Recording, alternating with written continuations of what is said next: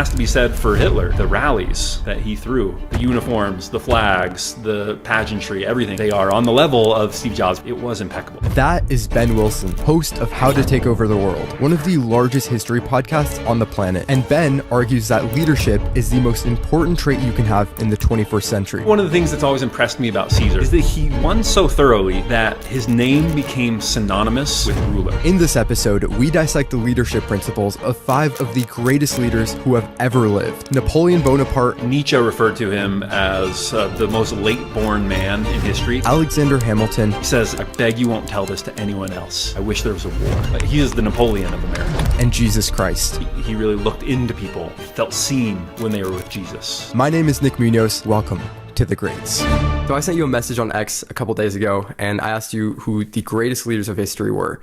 And you gave me the following names: Napoleon Bonaparte, Julius Caesar, Alexander Hamilton, Adolf Hitler, and Jesus.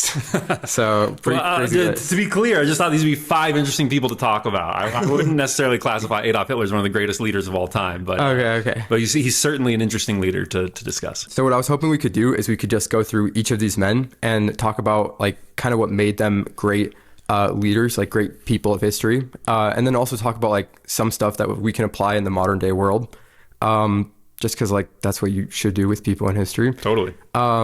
Yeah. Okay. I think we should start with Napoleon. Great. Okay. So everyone in my comment section is like constantly asking me like why I'm so obsessed with Napoleon, and it's hard not to be obsessed with Napoleon. So why should people study Napoleon? Well, Napoleon's a very interesting person. He comes at an interesting time in history, right? Nietzsche referred to him as the most late-born man in history. So he viewed him as a classical man, like the style of man that Napoleon was typical of the ancient Greeks and Romans. But he just somehow got time warped 1,800 years into the future, right? And so one of the reasons I think Napoleon is so interesting is that he is easy to compare to Julius Caesar, for example, or Alexander the Great, or Charlemagne, or some of these great warriors of the past. But he does live in early modernity. And so at the same time, it's easy to draw some of those lessons and compare him to Thomas Edison or Steve Jobs or Elon Musk and great CEOs, great executives, great politicians of our own time. So that's why I find Napoleon so fascinating. Is to me, he's kind of the linchpin, the measuring stick that draws all these disparate characters together, and the measuring stick by which you can start to begin to compare them, even though they're separated by thousands of years sometimes. Yeah, I mean it's cool because like Napoleon, like everyone right now has studied Napoleon, right? Like Elon Musk has studied Napoleon, and even in like recent history, like Churchill and even Rockefeller, like they both studied Napoleon in depth. And so Napoleon did the same things with the people of the past, right? So I have his military maxim here. It's military maxim 78. It says, peruse again and again the campaigns of Alexander, Hannibal, Caesar, Gustavus Adolphus, Turenne, Eugene, and Frederick. Model yourself upon them. This is the only means of becoming a great captain and of acquiring the secret of the art of war. Your own genius will be enlightened and improved by this study, and you will learn to reject all maxims foreign to the principles of these great commanders. So that's literally exactly what you just said, right? Well, and I think people don't realize the extent to which Napoleon was obsessed with Julius Caesar. Totally obsessed. So the first thing he does, he's kind of a promising young artillery officer, but his first real command comes in Italy. He conquers northern Italy, beats the Austrians, forces them out. And so he sets up a sister republic for the French. And it's interesting, he calls it the Cisalpine Republic, which is very interesting, because that's an old Latin term, okay? So Alpine means the Alps, the mountains, right? And Cisalpine means on this side of the Alps. Transalpine means the other side of the Alps. And so he's referring to it as the Cisalpine Republic, but from the French perspective, it is the Transalpine Republic. Does that make sense? Because Italy is on the other side of the Alps from France. So why is he calling it the Cisalpine Republic? Well, it's because it's the area of Cisalpine Gaul, which was Julius Caesar's first command that he got when he was when he had proconsular command. So he's like, from the very beginning, intentionally modeling himself on Julius Caesar. So he invades Italy, sets up the Cisalpine Republic. Then he goes off to Egypt. He goes down the Nile with his lover, exactly how Caesar did. He comes back. He overthrows the government, as Caesar did. He makes himself consul, as Caesar did. And he makes himself emperor after that, which Caesar never did, but is very much in the legacy of Caesar, right? His adopted son did. And then the very last thing that he does when he's dying on the island of St. Helena in the middle of the Atlantic is he's annotating a copy of Caesar's campaigns. That's the last thing he's doing when he keels over dead. So that is to say, Napoleon very much believed in this, of being a student of history. And he did it the way that I think everyone should, which is you both want to be a broad student of history. You want to learn about a lot of different people and places and fields and domains so that you can get good ideas from everywhere. But he also had what the Greeks called zeal. He had this one example that he looked to for his pattern in life and that he competed with and that he was really trying to aspire towards. That is so interesting. So like there's this idea of like this golden shadow, right? Where it's like you read books on a person, they're like in your shoulder, like whispering in your ear. Is that like what Caesar was for Napoleon? I think very much so, yes. Okay. And so like someone who's trying to do that now, like how do you go about doing that? Like do you just read the books about them? There's got to be like something else because everyone has read like some biographies, like not everyone is great, right? Well, so yes, but I think biographies is a great way to go about it. Or listening to my podcast, listening to your podcast, right? I think is a great way to go about it. Because I think what happens is certain people are going to inspire you and they're going to bring you interesting ideas from a different place. So for example, for me, Leonardo da Vinci is someone I find very inspiring. However, this is someone I learned about him and I'm like, this is completely foreign and alien to me. I could never accomplish what he accomplished. I'm just being realistic with myself. I don't have anything like a matching skill set to what Leonardo da Vinci had. Same thing I read about Isaac Newton, and I'm like, wow, that is just horsepower that does not exist in my brain, right? But then I read about Walt Disney, and I go, whoa.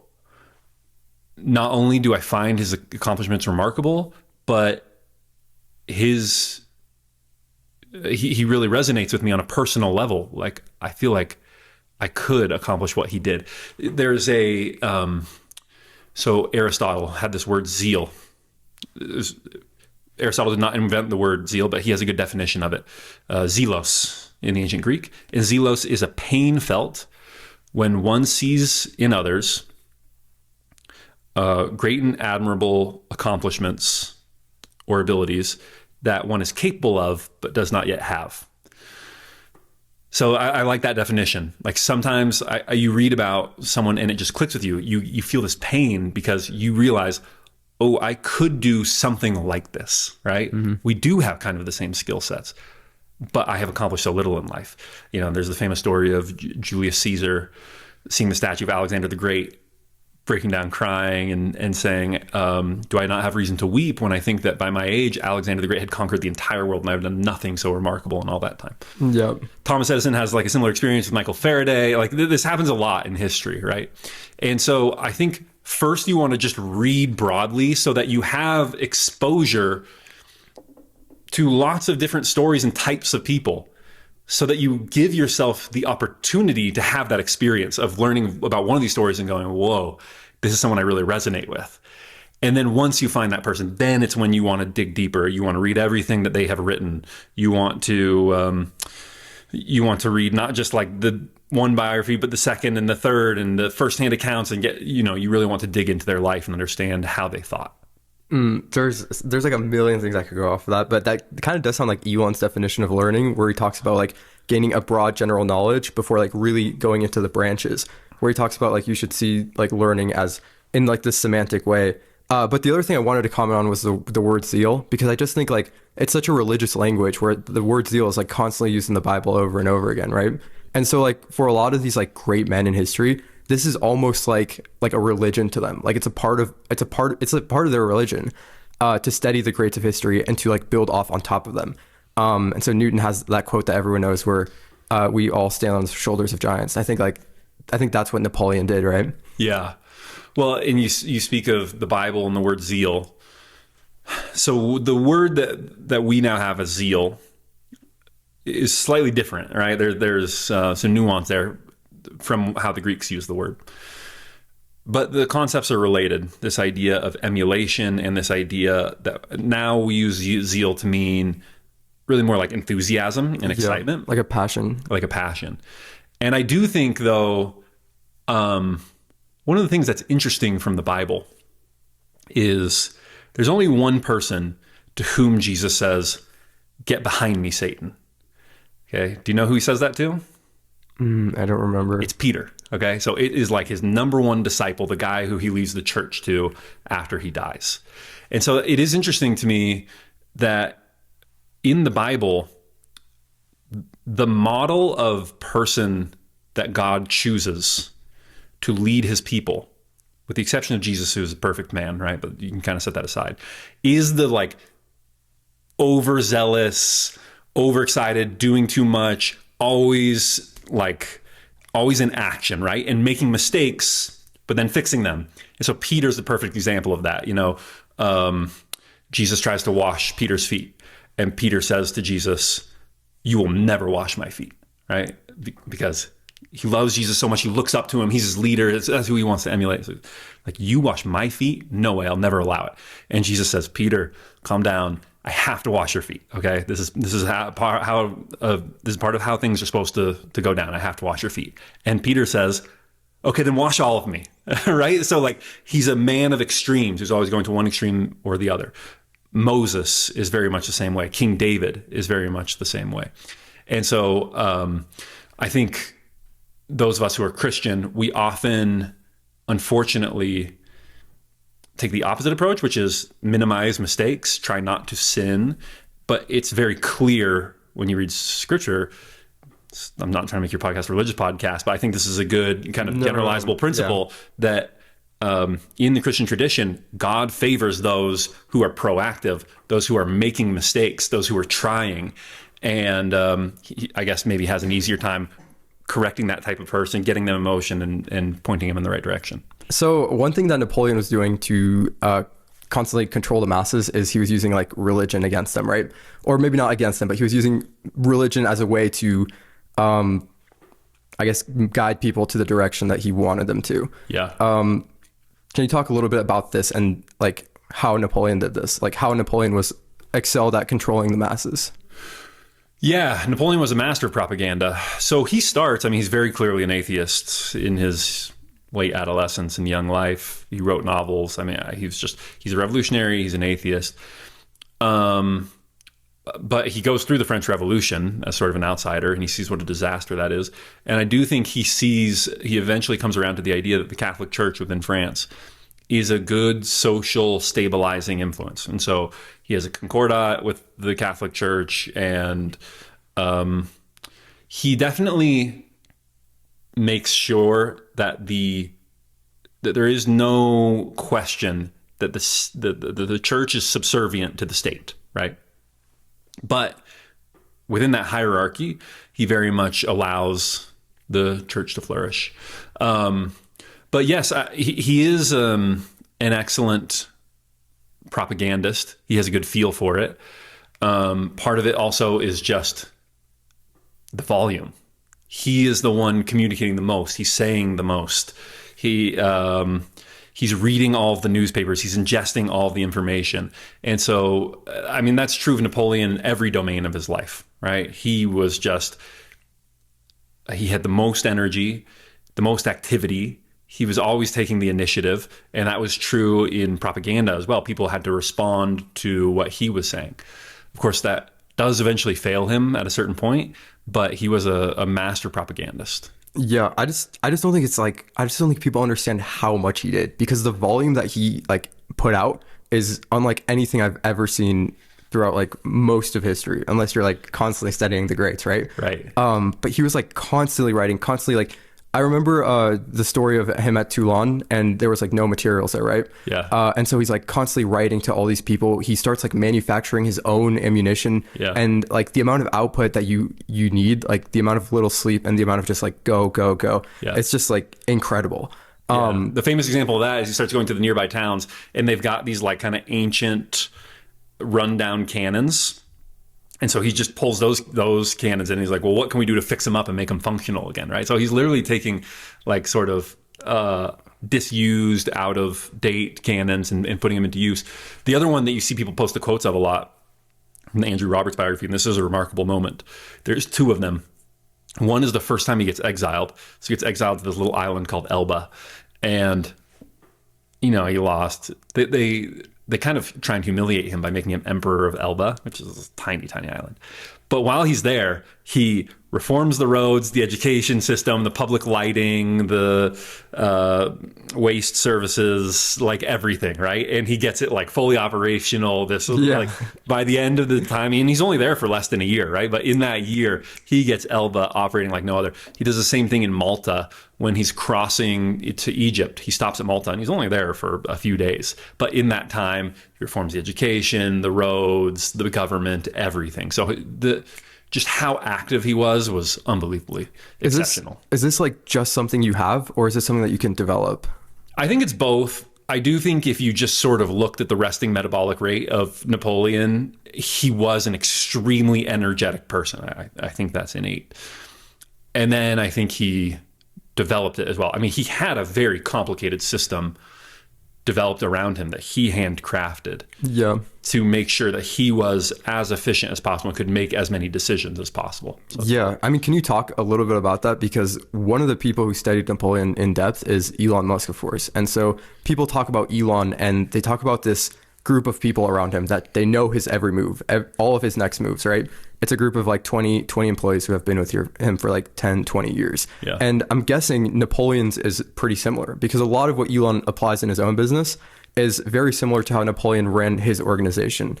So I was wondering if you could talk a little bit about that system. And yeah, if anyone's curious about it, there's a book called Napoleon, How He Did It by Baron Fane, who's one of his private secretaries. So I find it very fascinating. I'm kind of a nerd for this stuff, but I find it very fascinating, his private secretary just writing exactly how he worked, right?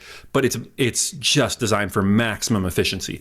So for example, he doesn't categorize his own letters. So one of the first things he does every day is go through correspondence. So he picks up a letter, he reads it, and then it says he doesn't even like crumple it up or drop it. He lets it slip from his hand. I like that characterization. In other words, he's literally not even wasting effort to like drop it to the ground. He just drops it, right? So that he's no wasted effort.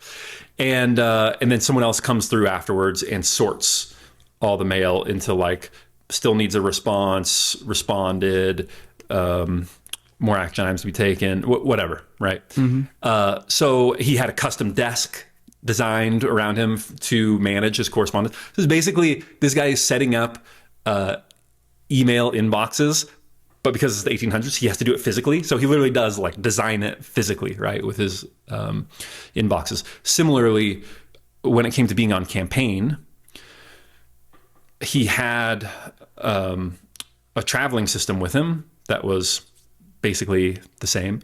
Many people actually thought that Napoleon wasn't that much of a genius. It was just all this bluster, and that it was actually his private secretary who was the real genius, the one pulling the strings. However, eventually his private secretary does get independent command, and it's clear actually he's not an extraordinary genius. Another thing that he did is he would have these file folders, and he made them all resemble each other. So in other words, if they were military files, he would have the regiment, he'd have all the soldiers, their level of strength, and their geographic location. He had basically a spreadsheet. Mm. Then in the 1800s. Yeah. It's a spreadsheet in the 1700s and 1800s. Then if you go to the Navy, it's the exact same thing, except for instead of a regiment, it's a ship with all the sailors on it, its current location, its orders, whatever. That kind of makes sense. But it's then the same thing with construction projects and who's working on them and where and who's in charge. And so in other words, he makes the spreadsheets look as similar as possible so that he has the lowest possible mental burden in terms of having to shift between areas of emphasis, so that when he's working, he can be talking about a war and where to send the troops. And then he can immediately pivot to education and talking about where to build a new school, and then immediately pivot to infrastructure and talking about where to build a road. He makes it all as similar as possible to lower that cognitive burden so that he can manage everything. Yeah, and so he does this mentally as well, right? Like, that Andrew Roberts quote that I'm going to bring up. I don't have it written down. But the quote is essentially that his mind was like a giant cupboard with all these drawers. Yep. And so he could open one drawer and shut it. And it's actually a quote from Napoleon about himself. And then he says, if I want to sleep, I just close all the drawers and there I am asleep. He had phenomenal control over his own mind and control over his attention. It's just so brilliant. Like, he's just so, oh man, he's just so brilliant, dude. Okay. I want to talk a little bit about like why Napoleon's soldiers like loved him so much, because he comes back eventually from Elba, and he goes from military base to military base, and like all the soldiers like go back on his side. No one shoots him. Right. How is this possible? Yeah. So he's a phenomenal leader. He's a great speaker. I would say there's a few things that go into it. Okay. One, yes, he is a great speaker. He's a great motivator.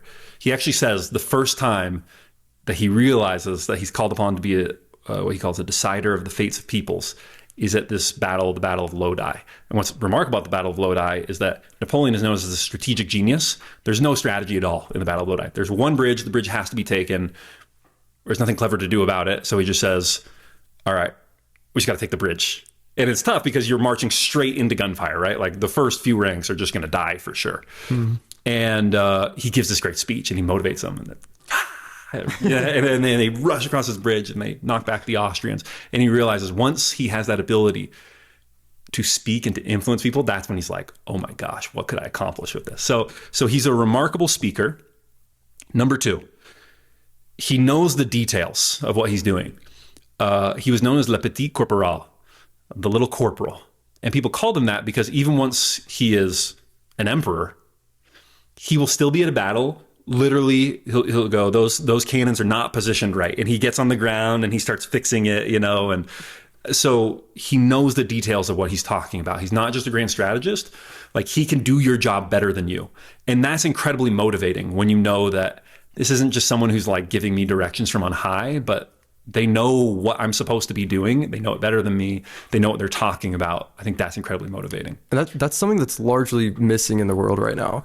I feel like, because like you say lead from the front lines, and that's like knowing the minutia of like how to do the task, right? Yeah. And so like so much of the world right now is you get an MBA of like general business knowledge, right? And then you go lead some company, and it can be any company. It's like a broad amount of general knowledge, where a lot of the times like you see these greats of history and they're masters of their craft. People like Walt Disney, even Steve Jobs in marketing.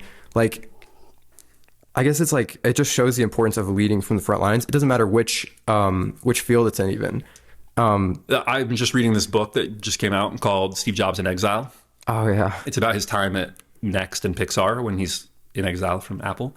And one of the interesting things is that this Next computer, it's really not that great. And so his salespeople are like, we can't sell this. And he's like, it's because you're bad at your jobs. And so he's like, let me take a meeting with the clients. So he takes a meeting with the clients, and that dude could sell his ass off. Like, Steve Jobs could really sell. And every time that he takes a meeting with clients, he gets the sell. Like, he can sell the Next computer. It actually gives him a distorted view because it's actually just that he is such an extraordinary salesman that he can always close the deal, but it's like not actually a compelling value proposition for the buyer. So yes, Steve Jobs did know the minutia of like, that dude could sell. Similarly with Elon Musk, Elon Musk is not the best engineer at any of his companies. He's not supposed to be, but he knows engineering well enough to know what you're talking about and to give real feedback on what you're talking about and give real ideas and help point you in the right direction. So yeah, I think it's missing from a lot of people, but even today, our most extraordinary leaders do have this ability to perform the function that they're in charge of at the lowest level. So I have this theory actually. I've never actually said it out loud, so we'll see how it comes out. But it always starts with the craft, right? Like you always start off as a sort of craftsman, and then you sort of go up in the ranks, and you, I guess, like lead the orchestra, like you conduct the orchestra, and you learn how to conduct this orchestra after becoming a master at your craft. And so this sort of got inspired by, I don't know if you saw the Steve Jobs movie. I think it's just called Jobs, actually. I think it's Steve Jobs. This one. The one with Michael Fassbender. Yeah, I've seen it. Yeah, or the Aaron Sorkinson one. Yeah, same one. Yes. And Woz is like, you didn't build the Apple II. You're not an engineer. Like, pretty much you don't do anything. Like, what do you actually do? And Steve Jobs says, I play the orchestra. Yeah.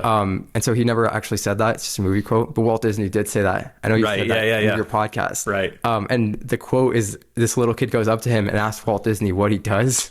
And like, Walt's like, oh, I was kind of ashamed because like, I was kind of, oh wait, what did he say? Do you remember that quote? He said like, I was kind of ashamed because I didn't know what to tell this kid, but I told him like, I'm the one who conducts the orchestra. Like I do all this. So I love that about leadership. Well, and to the point about Walt Disney, like the point is not that you actually need to be able to do the function better than your subordinates.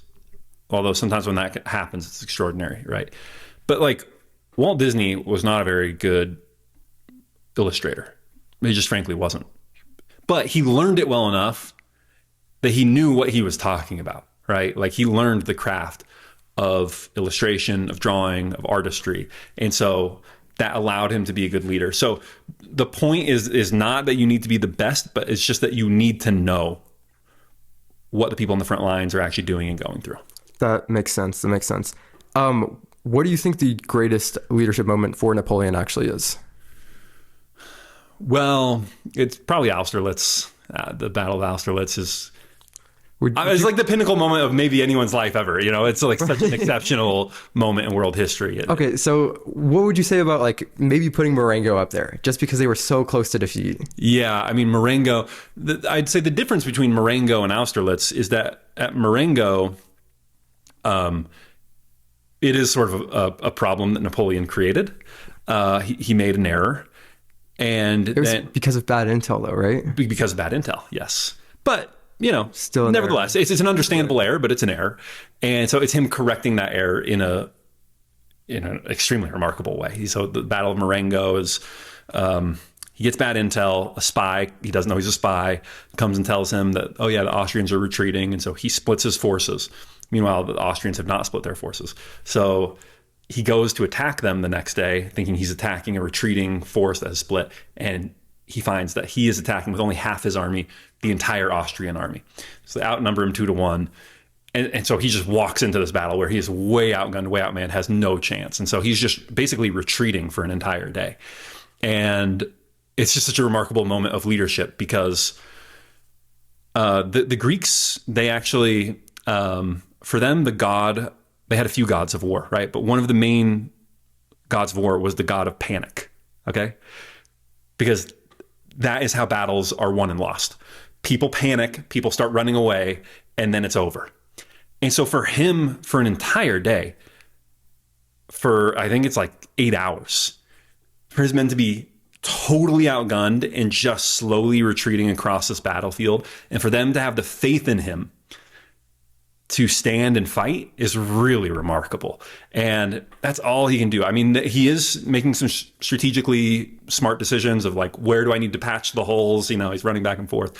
But mostly it is just providing the morale of like, we're going to make it through this. And they do. They last the entire day until this other half of the army can come back. And then they countercharge and they beat the Austrians. So Marengo is exceptional. But Austerlitz is... It is the one that no one expected, and you have to talk about Austerlitz now. Well, I mean, people have told the story before, right? But essentially, it's just strategically so brilliant. He needs to force this coalition army of Austrians, Russians, and I think maybe it's just Austrians and Russians and some other minor partners. I actually don't think the Prussians are involved at this point, but they have a much bigger army. he really needs a decisive battle in this war, and they don't. They're kind of just happy to hang out. And so he's like, how can I get them to fight me? He's got a much smaller force, but his reputation is so legendary at this point that they just don't want to fight him, right? And so what he does is he's got this very advantageous position in what is now Czechia, the Czech Republic. And it's called the Pratzen Heights. And anyone can see, like, this is what you need to control the battle. Anyone who controls the Pratzen Heights is going to win. And so he gives them intel that actually he doesn't want to fight. He's retreating. And so he abandons the Pratzen Heights. It's such an insanely good position that the Austrians and Russians occupy it. And they're like, man, maybe he doesn't want to fight, because no one who really wanted to fight would abandon this position. So they gear up to attack him. So he has gotten them to take the bait. And then what he does, there are some like little foothills going up to this kind of mesa area, the Pratzen Heights. And so he hides some forces in these hills going up to the Pratzen Heights, weakens his right flank to make it an attractive area to attack.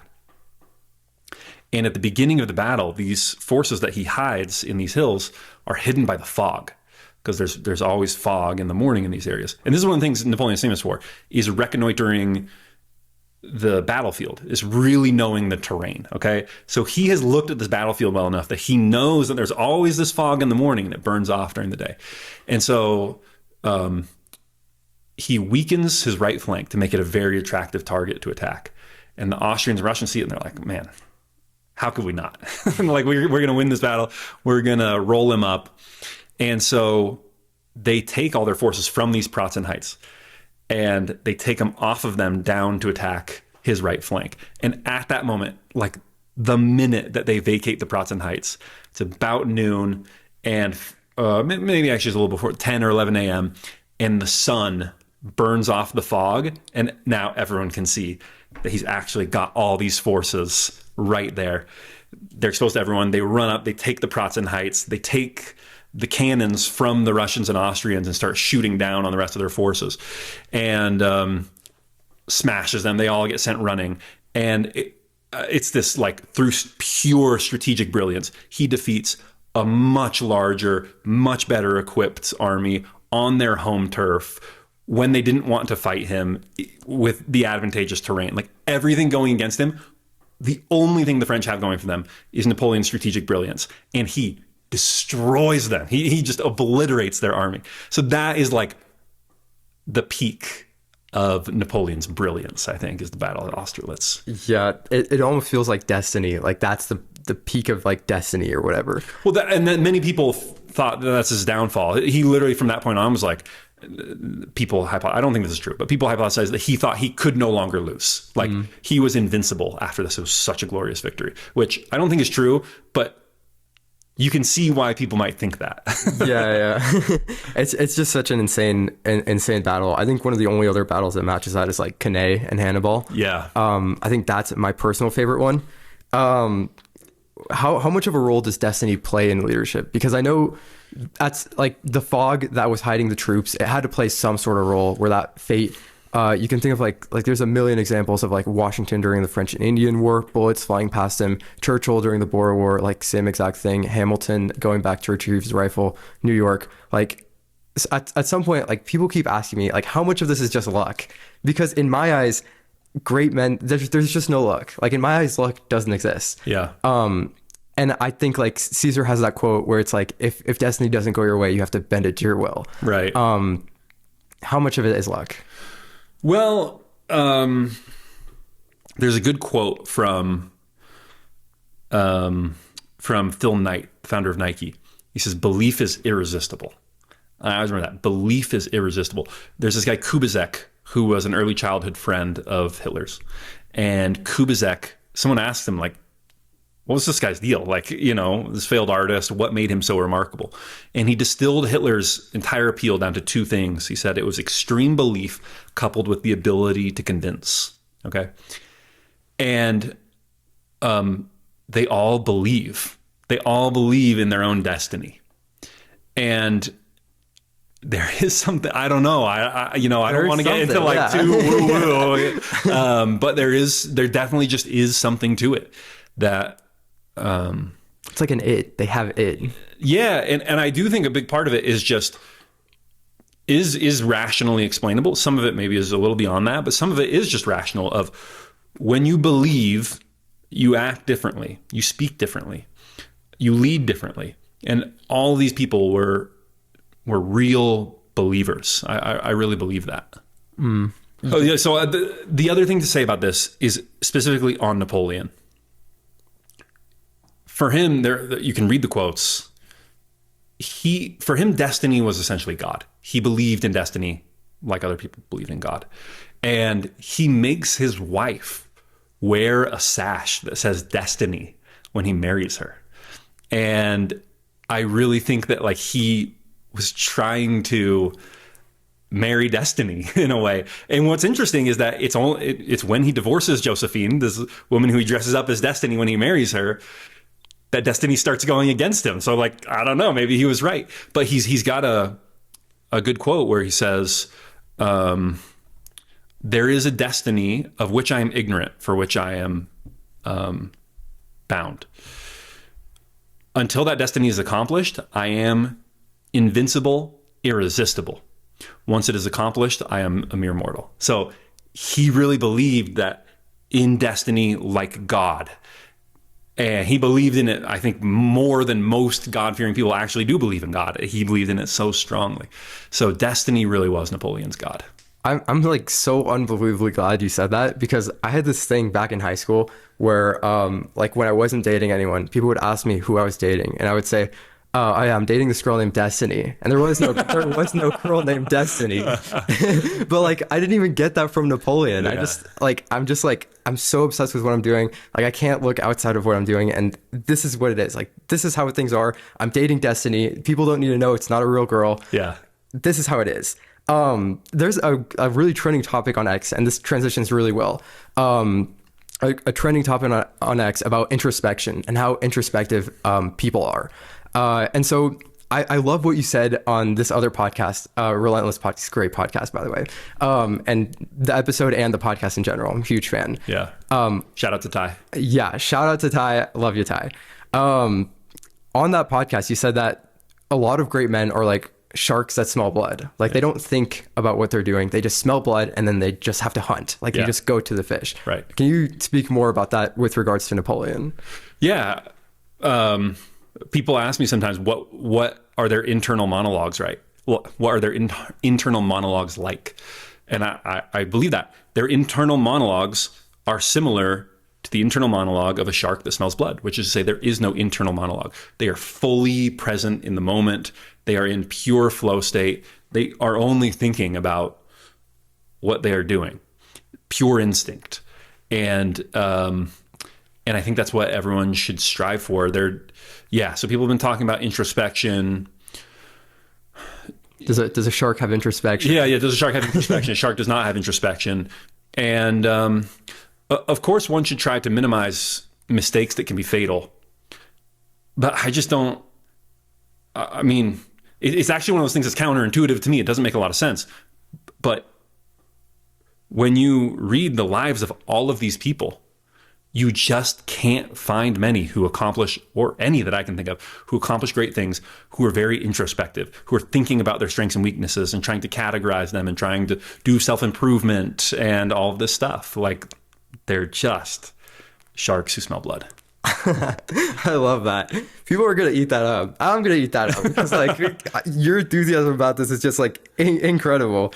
And then the last thing that I want to go over with Napoleon is just like this concept of maintaining the initiative that you brought up in his podcast. And so he has this quote. It's another one of his military maxims, which are directly from him. It's his sixth one. He says, at the commencement of a campaign, to advance or not to advance is a matter for grave consideration. But when once the offensive has been assumed, it must be sustained to the last extremity.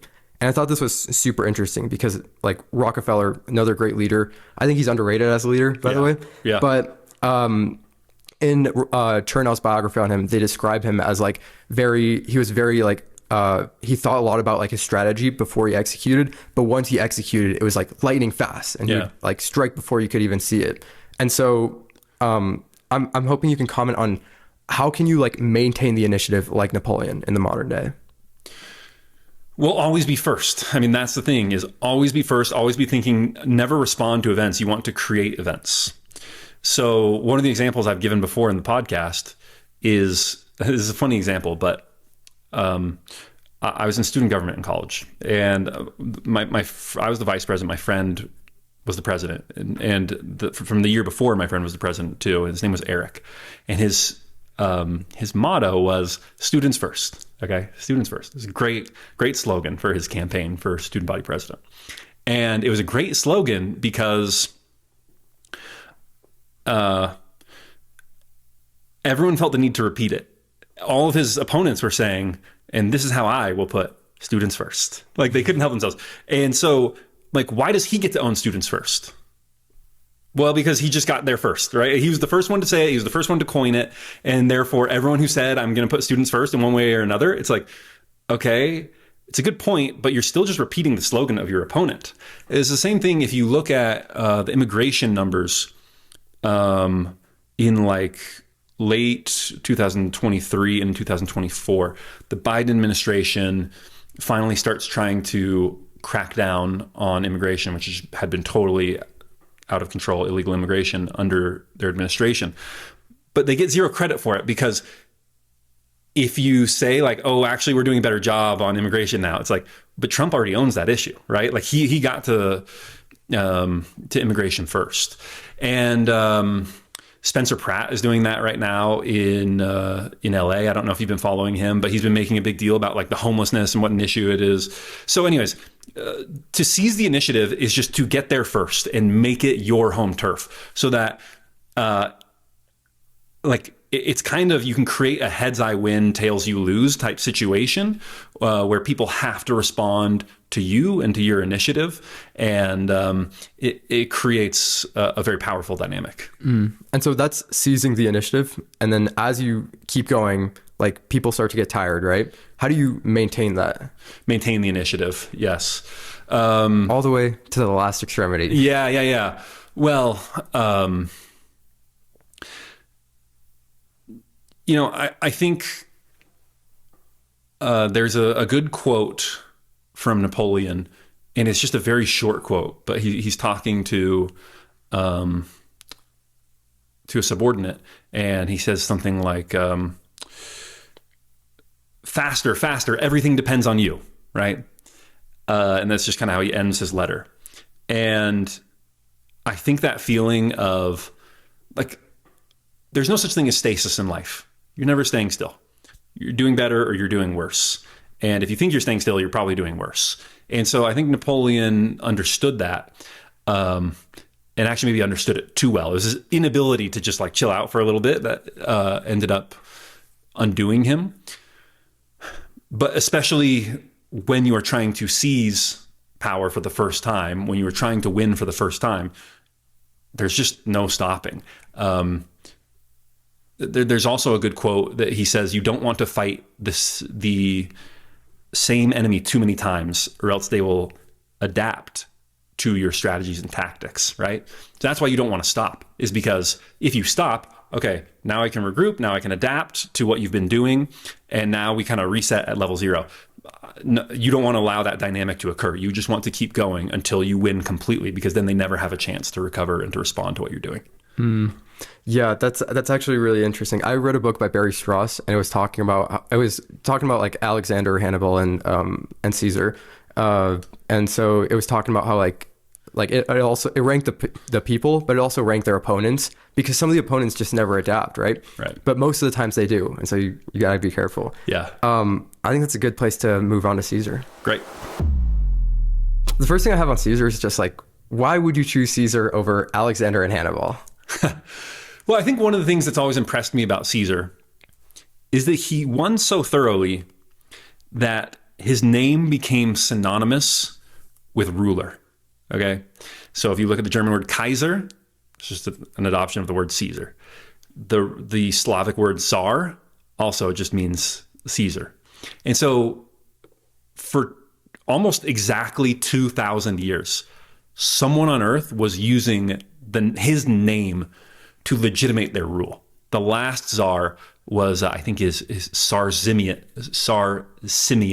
of Bulgaria, and the communists overthrow him in the 1930s or 40s. Okay, so almost exactly 2,000 years, someone is Caesar. So his legacy is so far-reaching. The other thing I would say is he does feel so modern. In a way that actually Hannibal does a little bit, but Alexander really doesn't. Alexander is this warlord who is getting drunk and trying to fight people and is literally physically leading charges, and it's very romantic, and I love that story. But it's a little bit more difficult to relate it to the common day, whereas Caesar strikes you as a CEO. I mean, he's an email addict. He is the most prolific letter writer of his generation. So he seems very modern, and it's kind of similar to the Napoleon phenomenon, where for whatever reason he just seems like the eternal man. It's very easy to see how he could have been, even earlier, how he could have competed with Alexander the Great or with Achilles and Hector, but also how he might fare today, I think, is pretty easy to project as well. So someone today studying Caesar and their founder or CEO of some sorts, what's like the number one thing that they should take away from him? Protect your personal security. I would say the number one thing to learn from Caesar is, this might sound simple, but to know what you want in life, to know what you want to accomplish. Because this is someone who had so many off-ramps in life and never took them because he knew he wanted to be the first man in Rome. There's a famous story, maybe apocryphal, but I think does capture something about Caesar's personality. The story is that on campaign, he's going through this little alpine village, and these people are extremely poor. They've got nothing. They got a few cows and some huts. And one of his lieutenants, someone in his retinue, says, "Can you imagine living in a village like this? Like, man, what a dump." And Caesar looks around and says, "I would rather be the first man in this village than the second man in Rome." So he knew exactly what he wanted. And so what that meant is taking on unbelievable risk. He was leveraged to the hilt. I mean, he was just taking out unbelievable amounts of debt that if he had not won his election as consul, if he had not been successful in his invasion of Gaul, if he hadn't been successful in taking power when he returned from Gaul, then, I mean, this is levels of debt that no one is ever going to be able to pay back in 5 lifetimes, right? Five lifetimes. But he doesn't care, because it's like, well, this is what I have to do to win. And I only want this one thing. Like, I don't want to be just another guy. I want to be the greatest man in Rome. And so I think that's the first thing when I think of Caesar, is knowing exactly what you want and then being able to design your strategy around that. I guess that is something to be said for frontline leadership as well, just because like you have to be all in on what you're doing. Otherwise, like the people around you aren't going to be all in as well. Yeah. Well, and speaking of frontline leadership and being all in, we talked about what I think is like one of the peaks of human experience, which is Napoleon Austerlitz. One of the other ones is the Battle of Alesia in Gaul. And so this is like the final battle. If he loses this battle, he's sort of conquered Gaul. He's had to pacify it multiple times. There's one last rebellion. If he wins this last battle, he wins it all. He gets all the wealth of Gaul. He gets to go home, be the greatest man in Rome. And if he loses it, then he loses everything. And so the way the battle shakes out is that they besiege this city. It's got this guy, Vercingetorix, who's the leader of the rebellion. And then he sends out word for the rest of these tribes to come help him. So they surround the city and they build walls around it to defend themselves. And then they build another set of walls. So like the Romans are kind of between these two sets of walls that they've built for themselves. And they've got one army that they're fighting on the inside, one on the outside. And so they fight this big battle, they're winning. And then Vercingetorix, the guy on the inside, says, okay, this is the pivotal moment. I have one last card to play, which is I'm going to lead out all of my forces and try and lead a breakout and break the Roman line in this one spot. And so he leads the forces and he goes and he attacks this one spot. And Caesar says, okay, it's all going to be decided here at this moment, at this particular fight in this big battle. And so he wears this very conspicuous uniform so that everyone can see who he is. And apparently there's sort of a rise, a little bit of a hill. And so he's wearing this big cape so everyone can see. And he rushes to the spot with his personal bodyguard to stop this guy, Vercingetorix, from breaking out. And you can just imagine, a couple 100,000 Roman soldiers, a few 100,000 on the other side, like 500,000 people. You can think of it like a sports game. Everyone's eyes are on him. And he wins and he beats back Vercingetorix and wins the battle. And in my head, I like to imagine that everyone just kind of puts down their weapons because they realize like everything's going to be decided at this spot of the battle. And all of his men are just going, Caesar, Caesar, Caesar. But yes, like this is someone who was not physically extremely robust. In that story I just told, he's probably not doing a lot of sword swinging himself.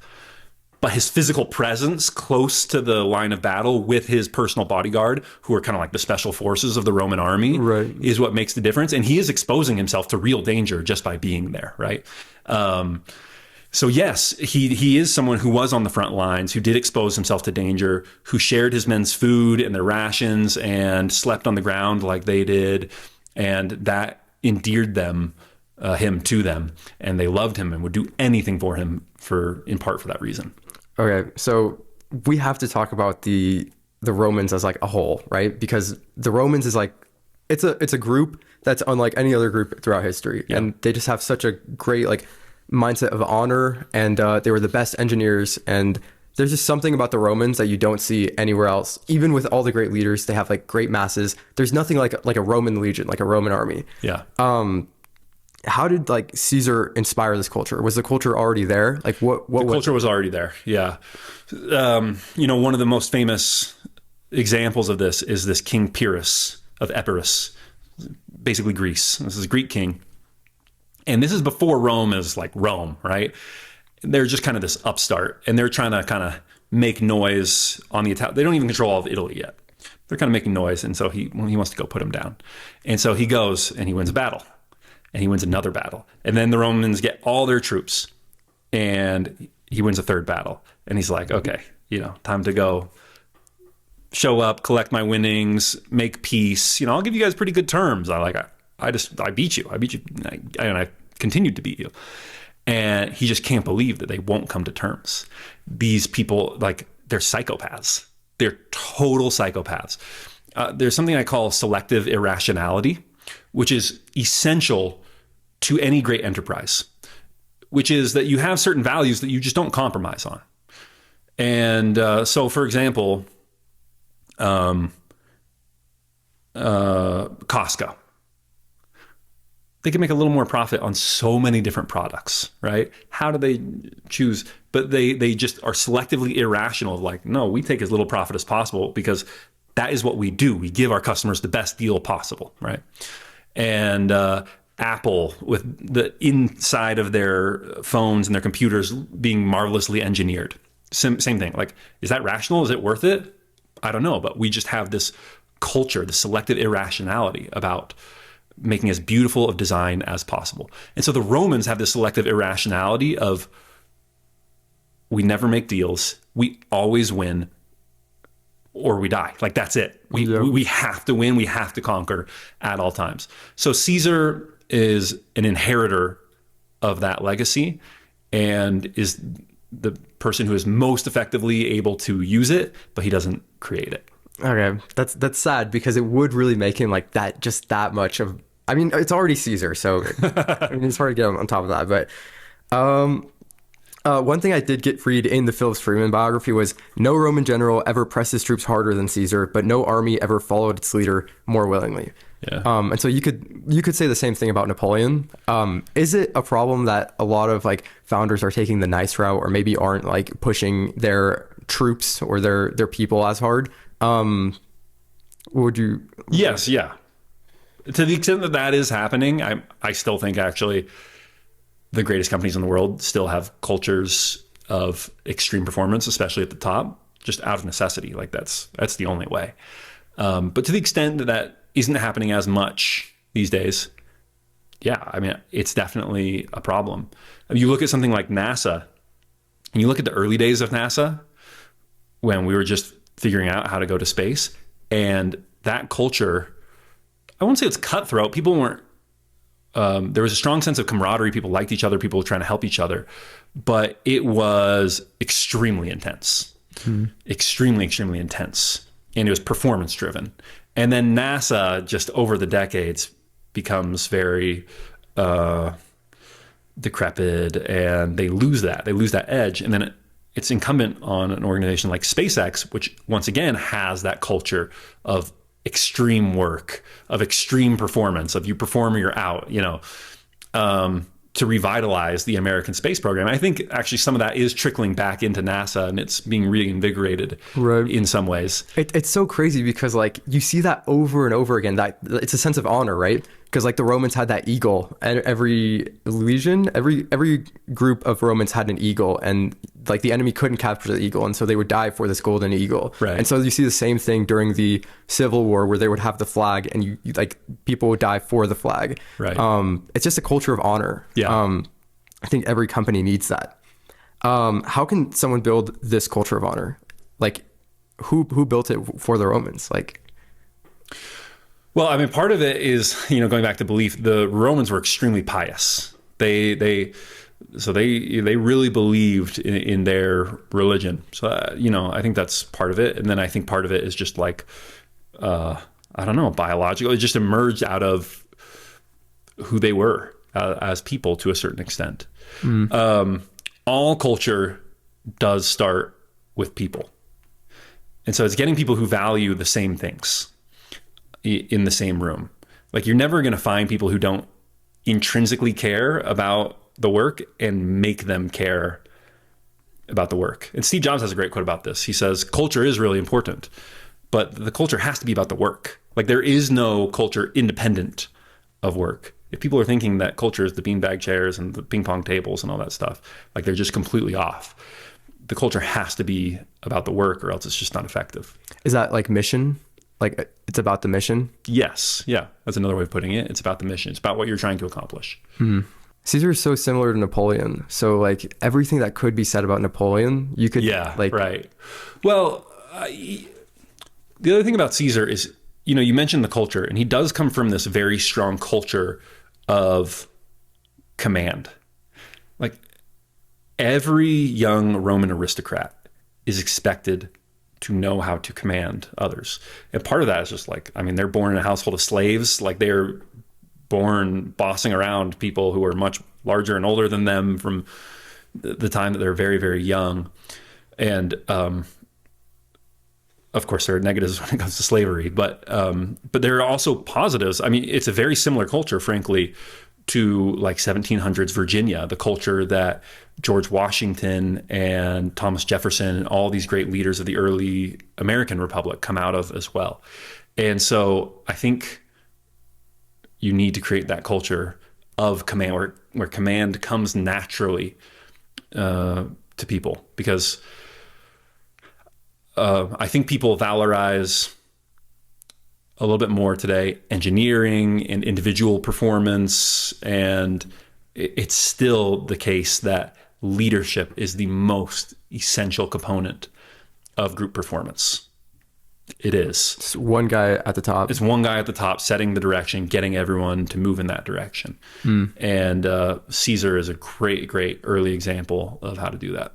And he was like a master at incentives, right? So like Munger has that quote where he's like, show me the incentives and I'll show you either the outcome or the future. Right. Well, and that's part of the Civil War, right? Is there's a great quote from Cicero. He says, Caesar enchants them with his clemency. In other words, he's complaining about the fact that Caesar keeps forgiving his enemies. And so he creates this incentive of like,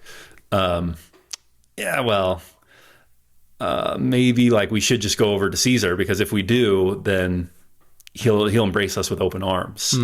And the other guys are going to give us, like, if we waffled for a long time, the other guys are going to give us a hard time. So he did understand incentives really well. Yeah. Another part is, like, he always gave his men a large share of the booty whenever he conquered somewhere. And so these, yes, he shared their conditions and they had this kind of strong attachment, but they had a strong financial attachment. He was making all these men very wealthy. And as a consequence, all these legions loved him so much because they had done so much for him. That's super interesting because it's the exact same thing with Alexander, where like one of the reasons his men followed him, of course they loved him and they loved like Macedonia and conquering, but at a certain point they were sort of done. And so Alexander, I noticed in like all his speeches, he talks about like, we're all going to get rich. We're all going to get glory and bounty, right? Yeah. And so it's like the same thing, like even in modern day, we're like all CEOs, like you have to give people a certain percentage of the pie. Yeah. Like we all get rich together. At NVIDIA, I think it's like 70 or 90% of them are millionaires. Yeah. And that's because like the pie is so split up, and Jensen has that culture of like, we're all going to get rich together. Right. And so I think Caesar did that really well. And then the one last thing I wanted to talk about with Caesar is this concept of audacity. So I hear the word audacity in your podcast like all the time. And the most audacious act of Caesar is probably crossing the Rhine. Just Rubicon. Because the Rubicon. Yeah. Oh, my bad. Actually, he crosses the Rhine as well. Anyway, but the Rubicon is usually the one people think of. Oh, the Rubicon for the Civil War, the Rhine into Germanic territory. Yeah. And so there's 2 times actually. Yeah. And so like this thing of audacity you just see over and over again. Why is this like so inspiring? Like why does Caesar do this? Well, people are very attracted to something new and something exciting. And so when you have audacity, you are like the shining star that everyone looks to. And even if people respond to it and try and do other things, if you're audacious, if you're first, then there's a certain romanticism in trying to do what has never been done. You mentioned the audacity of Caesar in going to the Rhine, crossing the Rhine. No one had ever done that. No one had ever gone into Germania. No one had ever crossed the Channel and gone to Britannia, had gone to England, essentially.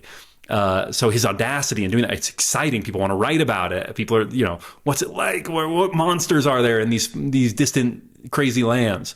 So audacity attracts attention.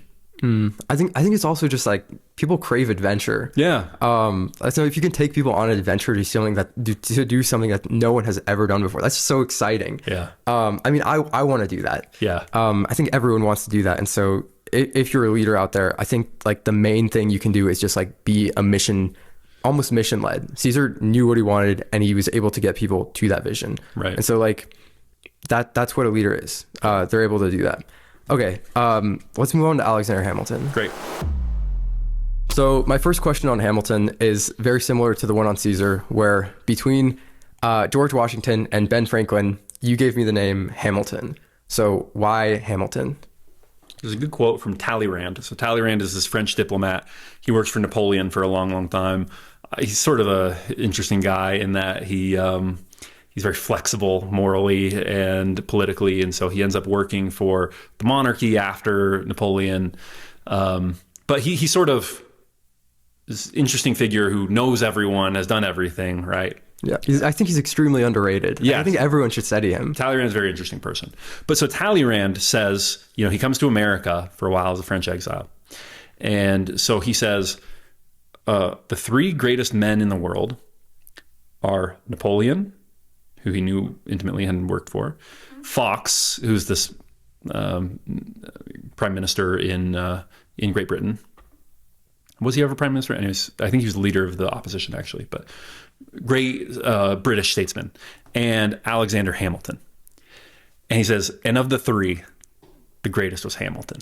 So This is someone who knew Napoleon and knew Alexander Hamilton, and he said, and look, he said Napoleon was like the 2nd greatest man in the world. So he's not talking down on Napoleon. He's just like, Hamilton is that brilliant. I think he's the greatest man in the world. So that's coming from someone who knew. So Hamilton is certainly the most brilliant of the early founders. And I think there are only 3 essential, I should say, founders. In other words, like there are many, many people who contributed to the founding of the United States and our success as a polity. But there are three that you just, without them, all would have collapsed. And I think those three are Franklin, Washington, and Hamilton. And of the three, I think Hamilton is probably the most impactful. The nation that we have is, to an extent that I think is underrated, his brainchild and is really his creation. Yeah. He's kind of like the secret genius behind Washington is how I like to think of him. Because he was just so brilliant. It's very interesting because I think Hamilton and Washington sort of made each other. Totally. Can you talk a little bit about that relationship and what that was actually like? Because I don't think people quite understand that relationship. Yeah, I mean, the best way to think of it is as like Donald Trump and Marco Rubio, maybe, or really, or maybe Donald Trump and like Stephen Miller, or what's another one? It's almost like a. Anyways, Washington is sort of to call him a figurehead is maybe a little dismissive of what he was. I mean, Washington was a great leader in his own right, but Washington had limits intellectually. It's not to say he was dumb. He wasn't dumb, but he wasn't brilliant either. He wasn't a world historical genius the way Alexander Hamilton was. And so, but what Washington had was excellent judgment, really excellent judgment, impeccable character. Everyone trusted him. Everyone believed in him. That was not true of Hamilton. And so when you combine that trust and that character with the intellectual brilliance that was Alexander Hamilton, it was this really dynamic duo. So without Washington, none of Hamilton's stuff gets implemented. Like, people were very suspicious of Hamilton because he was such a hot shot. He always wanted to, he was smarter than you, but he knew he was smarter than you, right? And it rubbed a lot of people the wrong way. And so Washington was able to get a lot of this stuff done. But without Hamilton and his brilliant insights into politics and governance and war and economics and finance, America really doesn't ever get off on the right footing, I think. And we really, I mean, that's part of the story that no one ever talks about. We didn't get off on the right footing. You know, we started without the Constitution. We started with the Articles of Confederation, which went terribly. I mean, we almost fell apart as a country. Right. Everyone just assumed like England's going to be back in a decade and just going to take back over control. And likely is what would have happened if it wasn't for Alexander Hamilton. That is mind blowing. So he was like obviously a genius, and he wrote a lot. And so like we've talked about writing with Napoleon. Caesar actually wrote the Gallic campaigns, right, or the Gallic Wars. Yeah. And so that was like a big piece of propaganda. And then Hamilton, I listened to your episode on him, and you said he wrote 51 pages during the Revolutionary War on just Plutarch lives. Yeah. And so even in the midst of this war, he was like writing for so long. Right. If you've seen the musical, like he's like writing like he's running out of time, right? Yeah. Why are they all writers? Like, all these leaders are writers. What's going on? Well, if you think about it, the most dangerous men in world history, whether that's Napoleon or Caesar or Genghis Khan or anyone else, why are they so dangerous? Is it because they're strong?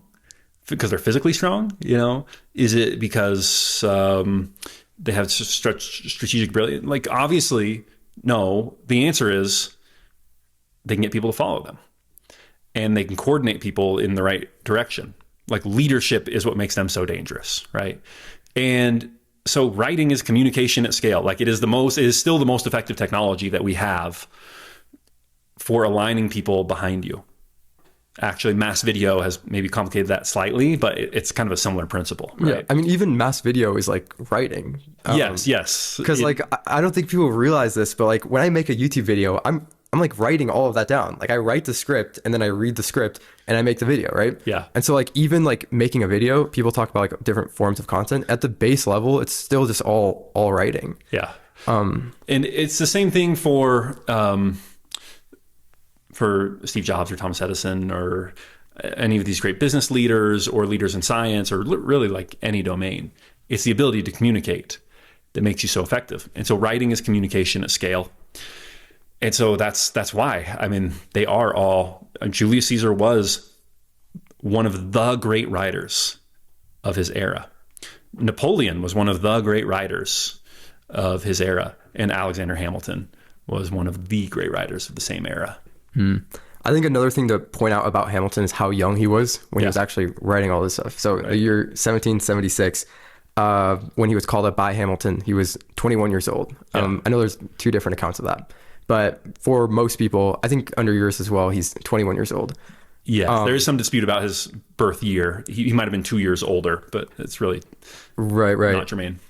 So James Monroe was 18 in 1776. James Madison was 25. Thomas Jefferson was 33. And then Washington was 44. Right. And so, like, you see the founding of the United States, and it's a very youthful group of people, aside from Benjamin Franklin. Yes.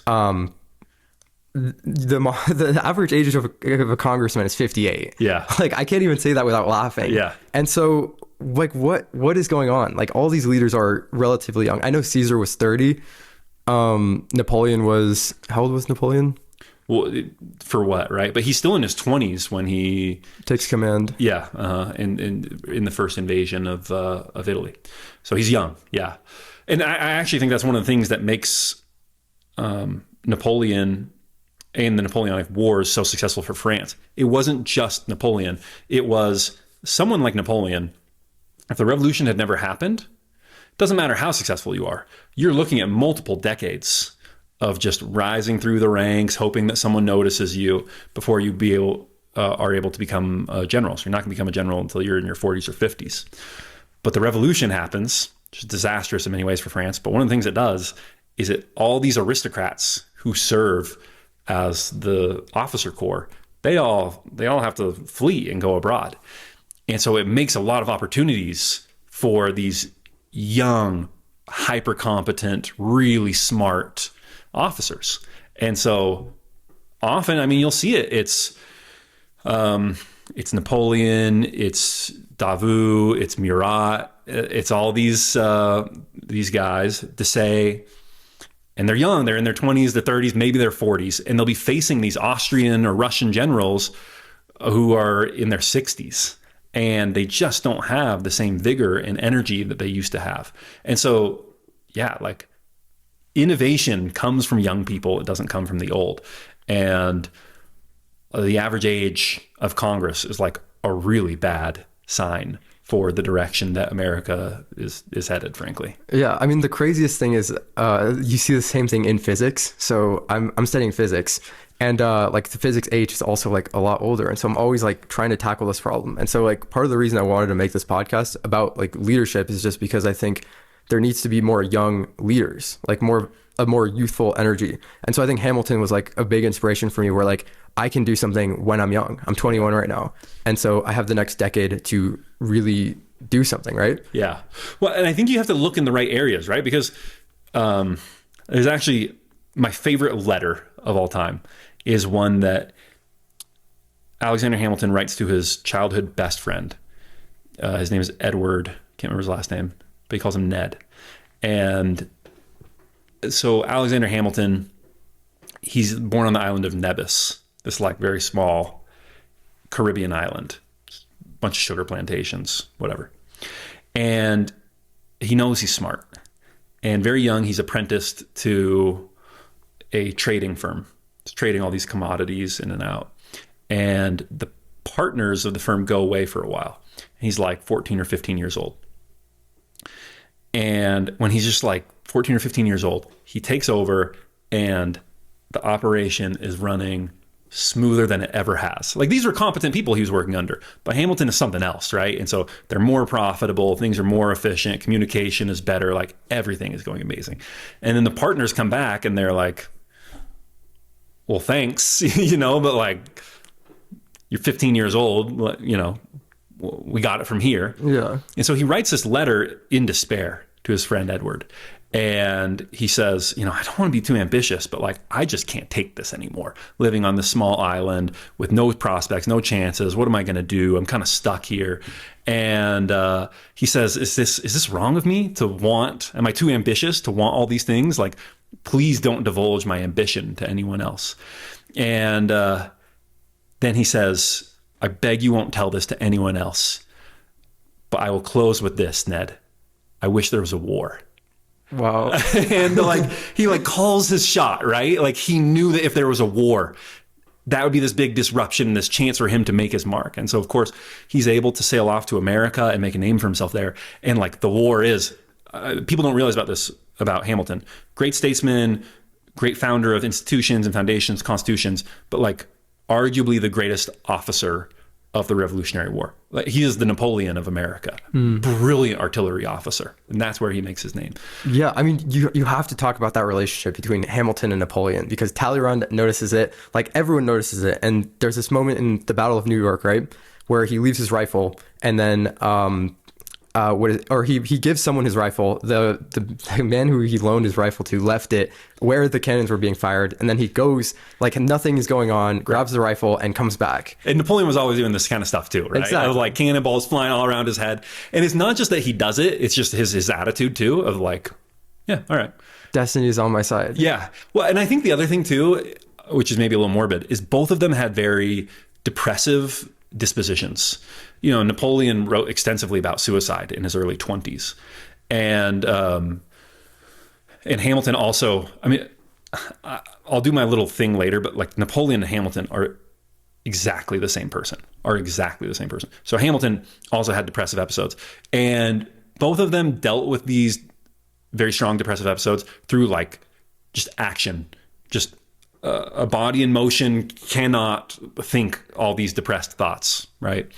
Well, it's like exactly like you said earlier. It's like a shark that smells blood. They just have to hunt, and you see that with like a lot of the greats where they have like really depressive episodes. I kind of like Rockefeller's philosophy of like, he says, like, I always thank God for my hardships, because the hardships or make me into the person that I am today. And so I just think like a lot of great people they take these hardships and then they form it into some sort of like leader where they hold this chaos in their head and they use it to like drive them. Yes, I think that's exactly right. And yeah, so, you know, I'll do my Hamilton and Napoleon thing, which is, you know, I always ask people, who do you think I'm talking about? All right. You know that he's an artillery officer, great general. You know the guy I'm talking about, right? Artillery captain, short guy, gets command when he's very young, ends up reforming the laws of his country from a small island off the coast of the big country that he will eventually call his home. People say that he has kind of auburn, slightly reddish hair, extremely active and proactive, kind of doesn't know when to stop, and ends up getting himself in trouble. Because he doesn't know like when to stop, and speaks fluent French. And the answer is I'm talking about Alexander Hamilton. And the reason that, you know, I'm not talking about Napoleon is because Hamilton spoke more fluent French than Napoleon did. He was of French Huguenot extraction, and his mother raised him on French as his first language, English as a second language. So like their life paths almost perfectly mirror each other. And I think actually if it wasn't for Washington, there is a time when Hamilton almost goes Napoleon and tries to take over the government and march on, at the time it wasn't Washington, that wasn't the capital, but march on Philadelphia. And I think if Washington wasn't around, Hamilton would have become the supreme leader of the early United States of America. It's so mind-blowing because you have like the similarities between Napoleon and Hamilton, but you also have the differences between Hamilton and Washington. And both of them are great leaders in their own right? And together they make this like super team where Washington is someone who's able to give up power for the next people to continue. And Hamilton is like the super ambitious guy who's actually able to like have the genius to actually reform the government and to make it how it's into something that's lasting, right? So it's just mind-blowing. I love American history because of that, because it doesn't have the Napoleon ending and it has like the flourishment, the beginning. Well, and the last thing I'll say is that one of the reasons this partnership is so important is that Hamilton, his fundamental recognition is Hamilton, you know, I told you that letter. Hamilton by disposition is not a Republican, is not a revolutionary. He's a monarchist, frankly. Like all of his writings make pretty clear. He's a monarchist. and so his reasons for joining the revolution are one, opportunistic, quite frankly. Like, I think the same is true of Napoleon. Like, it's just a chance to come up in the world. And then two, I'd say, are particular of, he believes in monarchy and strong central government, but he does believe that the United States of America should have the opportunity to choose its own leaders and have their rights respected and things like that. But there's such revolutionary fervor, and we just had such a bad experience with Great Britain that there was this impulse to just throw everything out. Let's do everything completely differently, which is the first thing we do. We adopt something called the Articles of Confederation, and there are states almost going to war with one another. There are trade wars. There are rebellions, and the central government doesn't even have an army to put them down. And the United States is just descending into anarchy. And it's Hamilton that comes along and says, okay, we need a strong central government with a president who has near monarchical powers. He calls him an energetic executive. And the ability to execute on everything that Congress passes. And we need powers of taxation, and we need an army, and we need a navy, and we need all of these things. We need government employees. And his recognition of that fact is essential to America functioning. He was really the only one who saw that with clarity. And it's the reason we got as strong of an executive as we did. And then, but even with his recognition of that, no one would have gone along with it if it wasn't for Washington. When he talks about an energetic executive and a strong president, everyone has in their mind George Washington as the first president. That's the only reason people are willing to go along with this and say, okay, well, at least we know the first one is going to be, he'll have all this power, but we know we can trust him because it's George Washington. So that partnership is essential for creating an enduring framework that America can operate under. Which now, people say we're a young country. In some ways we are, but we actually have the oldest constitution in the entire world. Oh, really? Yeah. How so? I mean, you think about it like, okay, is China an older country than the United States? Well, yes. I mean, but the Chinese constitution, they had a communist revolution in the early 20th century. France has had multiple revolutions. Germany got their new constitution after World War II. Like, anywhere you can look, America has the oldest written constitution in the entire world. So the Constitution of the United States of America is actually an incredibly long, enduring document that is remarkable, really remarkable. Yeah, I think that just does show, to cap that off, I think that just does show the brilliance of founding fathers and then the brilliance of Hamilton himself. So I hope anyone who listens to this, that they see they give Hamilton his due, because sometimes I don't think he's got his due yet. Yeah. Maybe someday, or maybe after this goes viral. Yeah, maybe. Okay. Let's move on to the most probably interesting character on the list, Adolf Hitler. Great. This is gonna sound crazy, but out of everyone who you named on the list, I think the person I most relate to is Adolf Hitler. And I know that does sound crazy, but hear my explanation, I guess. So personality-wise, Hitler was an ENTP, and it's the same personality type as Steve Jobs and Alexander the Great as well, on some versions. And so I think it's very interesting. I'm also ENTP, so that's the relationship, not anything else that Hitler did. Actually, as a benchmark for this whole Hitler spiel, we're just looking at Hitler objectively as a leader and as someone who's able to guide the masses. Yeah. I'm also an ENTP, by the way. Oh, really? Yeah. Hey, let's go. But we're talking about in the context of Hitler. I don't know if that's like a but... Yeah, maybe not. But I did think it was interesting how in your episode on Hitler, you constantly drew the parallel between Hitler and Steve Jobs. So I was wondering if you could tell us a little bit about that parallel. Well, they're both extremists. They both have extreme levels of belief in what they're doing and saying. They both are incredible at persuasion and getting people to buy in. And they both have this very intense ability to persuade and to convince.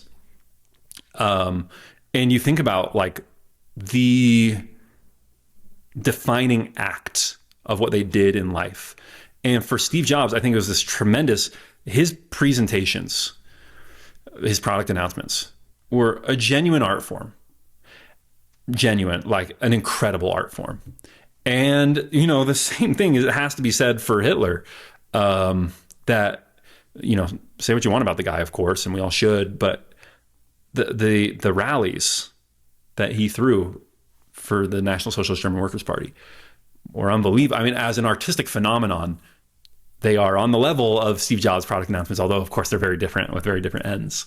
And so I think, yeah, what they accomplished was very different. And I say this in my episode on Adolf Hitler. One of the reasons I draw all these parallels between Steve Jobs and Hitler is that if you're an ENTP, if you are listening to the story of Hitler and you think, wow, this really resonates with me, it's okay, that's fine, but here's some more productive models that you can look to for how to channel that energy. Right. Because it's the same energy. Because it's the same energy. It's the same. And you don't have to, just because maybe that resonates with you and you think, I have similar personal characteristics and attributes.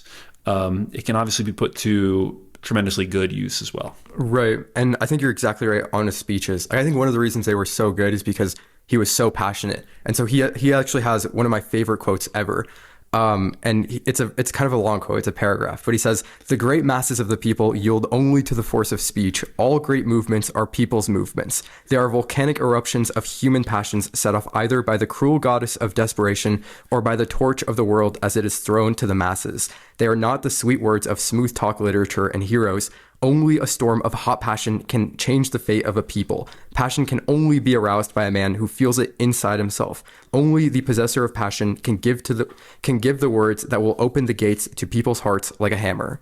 And so I think, passionate wise, I think Hitler might be the greatest in history about what he's saying, because he's just so intensely passionate about what, even me talking about this, I'm getting passionate, right? Yeah. And so I just don't think this might not be something that you see as much in the modern day world.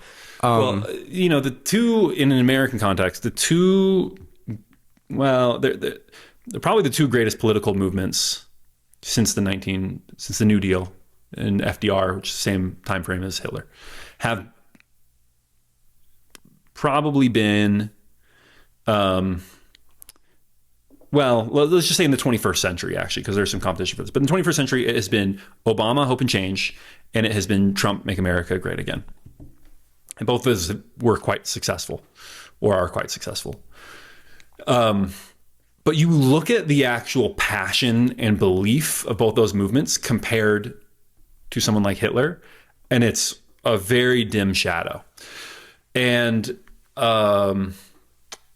so I do think maybe Trump comes a little closer, although I don't know. People were very excited in 2008 when Obama first won the election. I think it's easy to forget. But anyway, I was a kid, but I remember there was an energy about it. Yeah, there was an energy about it.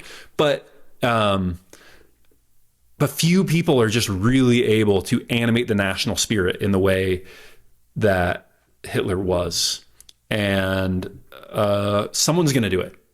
Someone's going to do it again. And you hope it's towards a productive direction, right? Yep. And not an evil one. So I think people honestly need to be striving toward it, to find that message that really sets men's souls on fire, that is a volcanic eruption, as Hitler says, because otherwise you're leaving it to maybe dark actors to do the same. I mean, could you consider Hamilton a dark actor since he was sort of monarchical? Or would you say he was more cumulative towards something that benefits everyone, even though he's at the top? I don't view Hamilton as a dark figure at all, because he was a monarchist out of rational thought and an analytical process. I don't think this is someone who just thought, I just want power, this sounds fun. There probably was a little bit of that, quite frankly. But I think he really did look at it rationally and think, this is the best way to operate the United States of America, and which is why he was able to be flexible and to turn it into the presidency, which he never held. So yeah, I don't think of him as a dark figure. And we have had people who have channeled that national spirit in our past. Abraham Lincoln, FDR. I just think we have to go back to the Hitler rallies, because reading the accounts of the people who were at the rally, it was like such an energetic experience. Yeah. And even you have this quote from your podcast where you said a political a poor political rally is one that you simply show up and passively attend. A great rally is one that you participate in. And I just like so many speeches that I think of today. It's like, it's boring. Yeah. And so I'm wondering, how can like even a business owner make even like a meeting like more exciting? Like have that, how do you have that passion? Well, first of all, something has to happen. I know that sounds like very banal and very simple, but it's not. And it's actually what explains a lot of the Trump phenomenon. Trump is very different from Hitler, extremely different in that you look at his rallies. Trump rallies, the primary thing is that they're funny. He's really kind of like the comedian in chief, you know, but the thing that's similar is that you don't know what's going to happen. For Hitler, it was an artistic phenomenon. It was this feeling of excitement, of energy, of passion. With Trump, there is some of that energy and passion, but it's humor. What's he going to say? Who's he going to skewer? What's he going to call them? And so for business leaders, I think that feeling of anticipation of I don't know what's going to happen, that can come out in a number of different ways. I mean, again, we're talking about very different figures here, but you want that feeling of anticipation of like, okay, what is going to happen? Something momentous, though, is going to occur, and I know that. And Steve Jobs did that extremely well. That's the other thing you knew at an Apple product announcement, like something was going to happen. Is that on an emotional level or like on a rational level or both? Mostly an emotional. Yeah, mostly it is a sub-rational level. Right, because Hitler has that another great quote which I love. It says, "Emotion is for the many, reason is for the few." Yes, yeah. I mean, he focused on that constantly of appealing to people's emotions. He doesn't lead people. You know, he read Gustave Le Bon, who is this kind of theorist academic, and Le Bon says, when you are speaking to a crowd dynamics are very different from personal dynamics. And a crowd is essentially a child. And you actually need no chain of logic. You don't need like this, and therefore this, and therefore this, and therefore this, and therefore the end. He said, you just need a series of images and they can be totally disconnected, right? And Hitler was very good at that, of like, here's this image and it's going to make you furious. And then here's another image and it's going to make you excited. But there's not like a complicated chain of logic or argument. He just appealed to those very base emotions. And I know people find that reprehensible, but that is what successful political movements and successful political oratory looks like. And it sounds kind of nefarious, but you can use it for positive change as well as negative. Yeah, I mean, that makes sense. I think the difference is talking to one person versus talking to the masses, where it's like you said, it's like you're talking to a child. And so you have to simplify things like you're talking to a child to appeal to all levels. Right. And so like one thing that Hitler was really good at was making everything black or white. And I think even like other leaders did this as well. Like Caesar talked about the Germanic tribes as if they were these big, like scary creatures that were going to come down and like completely destroy Rome, right? Right. And so Hitler was really good at making everything black and white. I actually read this book called Hitler's Charisma. Yeah. And it's so good. It's like about the entire process of persuasion Hitler used in Germany to make like ordinary people become these like, I guess like war machines kind of. Yeah. And there's a really good quote I get from it. It says, for a charismatic leader like Hitler, the more there is one single enemy for propaganda to focus upon, the more that enemy is a clear, and the more that enemy is, and the more that enemy is, wow, sorry. From the top. Yeah, from the top. And the more there is one single enemy for propaganda to focus upon, and the more that enemy is a clearly defined minority from which the vast bulk of population know they're excluded, the better. And so I call this the enemy effect. I've made a ton of videos on the enemy effect, where you create an enemy to motivate a group of people. Steve Jobs used it with IBM. Yeah. Elon Musk used it with the United Launch Alliance when he was at SpaceX.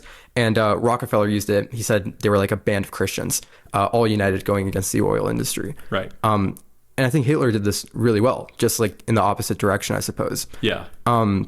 Can you talk more about like this enemy effect, how you create it, how you use it to like motivate a group of people? Yeah. And by the way, this is not just something that people say about Hitler. He in Mein Kampf highlights this as a strategy that he does indeed use. Like he said this about himself. Oh, wow. He definitely he was open about the fact that I I think he really did view the Jews that way as enemies, but like it was also a deliberate strategy on his part.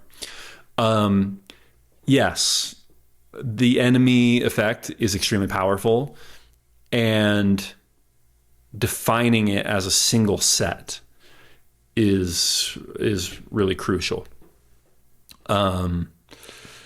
In business, like this is done all the time. Although interestingly, Peter Thiel says not to do this, right? He says the more you're focused on a competitor, then the more you're focused on competition, and the less that you are focused on actual innovation and creating something new. And I think that's definitely potentially true from a technological innovation standpoint. But I think more from a corporate performance standpoint and many other domains like war and politics, having a defined enemy is an incredible motivator for people to work hard. So it's like if you want to go 0 to n, like use the enemy effect. If you want to go 0 to 1, I guess more creative environment. Yeah. I mean, so he talks about specifically, and this gets to Elon Musk a little bit, but he talks about the competition that they were going through with PayPal and X, Elon's payment service at the time, and how they were just driving each other broke, and they were focused on destroying the enemy, right? And as soon as they got away from that and started focusing on, okay, can we actually just come together here and create a new organization so that we're not as focused on combat with other people, we're more focused on innovation and creating a new industry. It was much more productive for the company, for the industry, and ultimately for the American economy. So yeah, I think there is that, like 0 to 1, don't focus too much on the enemy. But 1 to n, yeah, you need to implement the enemy effect to galvanize people. I'm actually glad you brought up the PayPal story, because I think that's one of the most fascinating stories in history, just because they actually did merge together. And it was kind of a weird deal, because at first they were originally supposed to get 10%. PayPal was supposed to be 10%, and ended up being 50-50. Yeah. Just because Elon went to the offices, he like met with Max Levchin and Peter Thiel and the rest of them, and he like finally met someone who was his match. And because they were both like so equally like at each other, constantly like using their resources to like destroy each other, it like, you know, it all went downhill, and so they had to merge. But the other thing I find interesting is that people like Elon and Jensen and a lot of like the great leaders, they see history and they see these military tactics, and then they apply them in their business.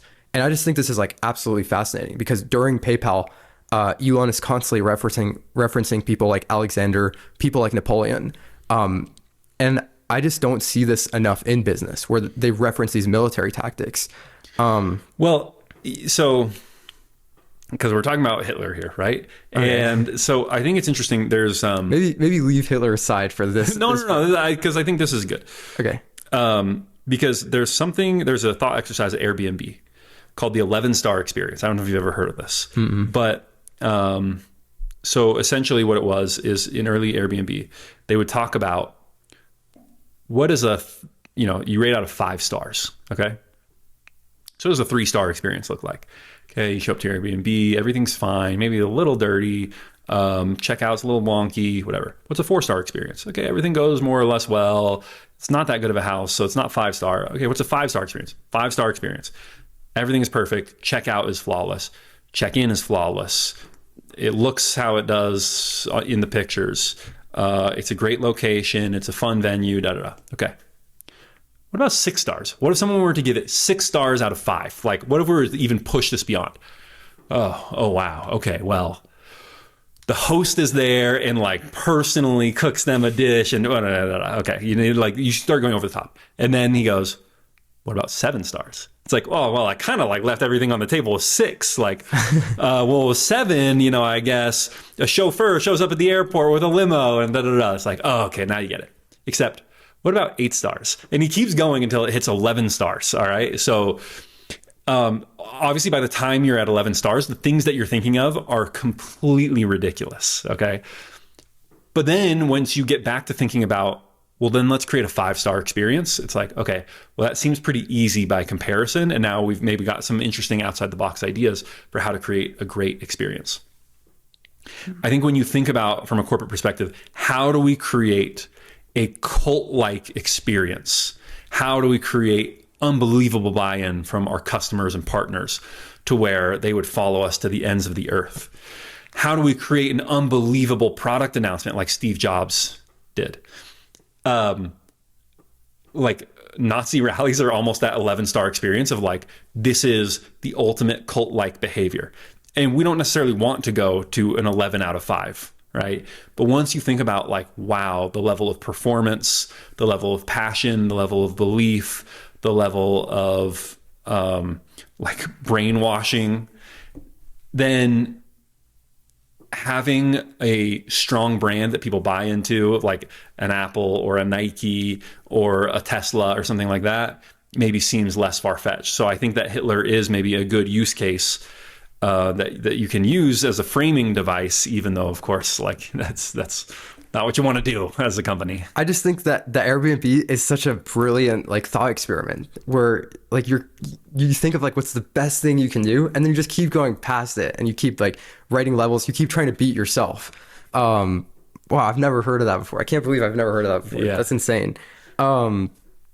And you said Hitler's is an 11 stars? In terms of like creating a cult-like buy-in for a movement. Yeah. Gotcha. And so like it is, it's good. Like if you think about, I think you could do it with Steve Jobs, but Steve Jobs is more like a 6 out of 5, right? Like but Hitler is like that's obviously going too far, right? And so it's a good way to think about like, well, if I was doing a product announcement, how could I make it so special? And it's at least a 5 out of 5. Okay, one thing, now that we're touching on Steve Jobs a little bit, there's like another topic on X that's trending. It's about taste. So they think like people think taste is the future because AI is going to be able to do a lot. Like the thing that's going to make people different is taste. Did Hitler have taste? Like, is that what made his rally so good? Hitler had remarkable taste. Yes. Remember, he was an artist. And genuinely like a pretty good artist. Albert Speer, his architect, said that whenever Hitler doodled kind of drawings of buildings or architectural innovations or redesigns of infrastructure, they were all very accurate. And he said an architect couldn't have done better. So he was a good artist with remarkable taste. And I mean, I actually think I don't have that good of taste. But when you ask artists and designers what they think about Nazi aesthetics, people always kind of throw up their hands and they're like, look, don't endorse it. But like the uniforms, the flags, the pageantry, everything, it was impeccable. He did have remarkable taste. And Hitler really enjoyed these like artistic endeavors, right? I mean, he's age 18 to 24 was spent purely just doing this, right? Yeah, he was like a bohemian. Yeah. What's a bohemian? Like he lived an unconventional life. He didn't hold down a job. He just worked as a street artist, basically selling little like postcards and $3 paintings to people on the streets of Vienna and then Munich. I also read that he would stay up until like 2-3 in the morning just reading, and he would read like a big fat book is what his housekeeper said. Yeah. Right? It was like a housekeeper. He read a ton. Yeah, all of his contemporaries agree he was a vociferous reader. Yeah. Okay. And did this show in what he did? Like, did what he read show up in his work? Yes. When you read through his speeches, they are erudite. He is able to pull in references from German history, from German culture, from a lot of different sources. He had a good common cultural understanding with other Germans, and it helped form his worldview. And I think it made his pitch more compelling, especially to people who maybe were a little more sophisticated, which we talked a lot about his mass rallies, but he also did need to win over elites within the German political system. And I think his reading helped him do that to a large extent. And then I have one last question on Hitler, which is that like, what's the most practical thing you took from him? You just did 3 episodes on him. They were super in depth. They were great. To anyone who's listening to this, like I recommend them very strongly just because they're like so well. By the way, I think you have like we'll talk about this after, but you have the best audio podcast in the world, in my opinion. Thank you. It is so good. The sound effects, and it is so immersive. What's like the one most practical thing that you could take from Hitler? The thing that I took is that there are a lot of skills that you can learn in life. across so many different domains.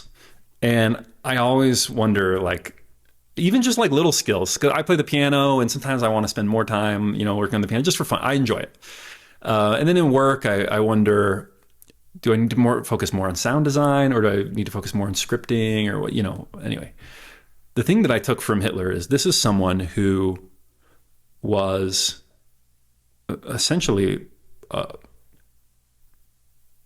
more or less failed artist.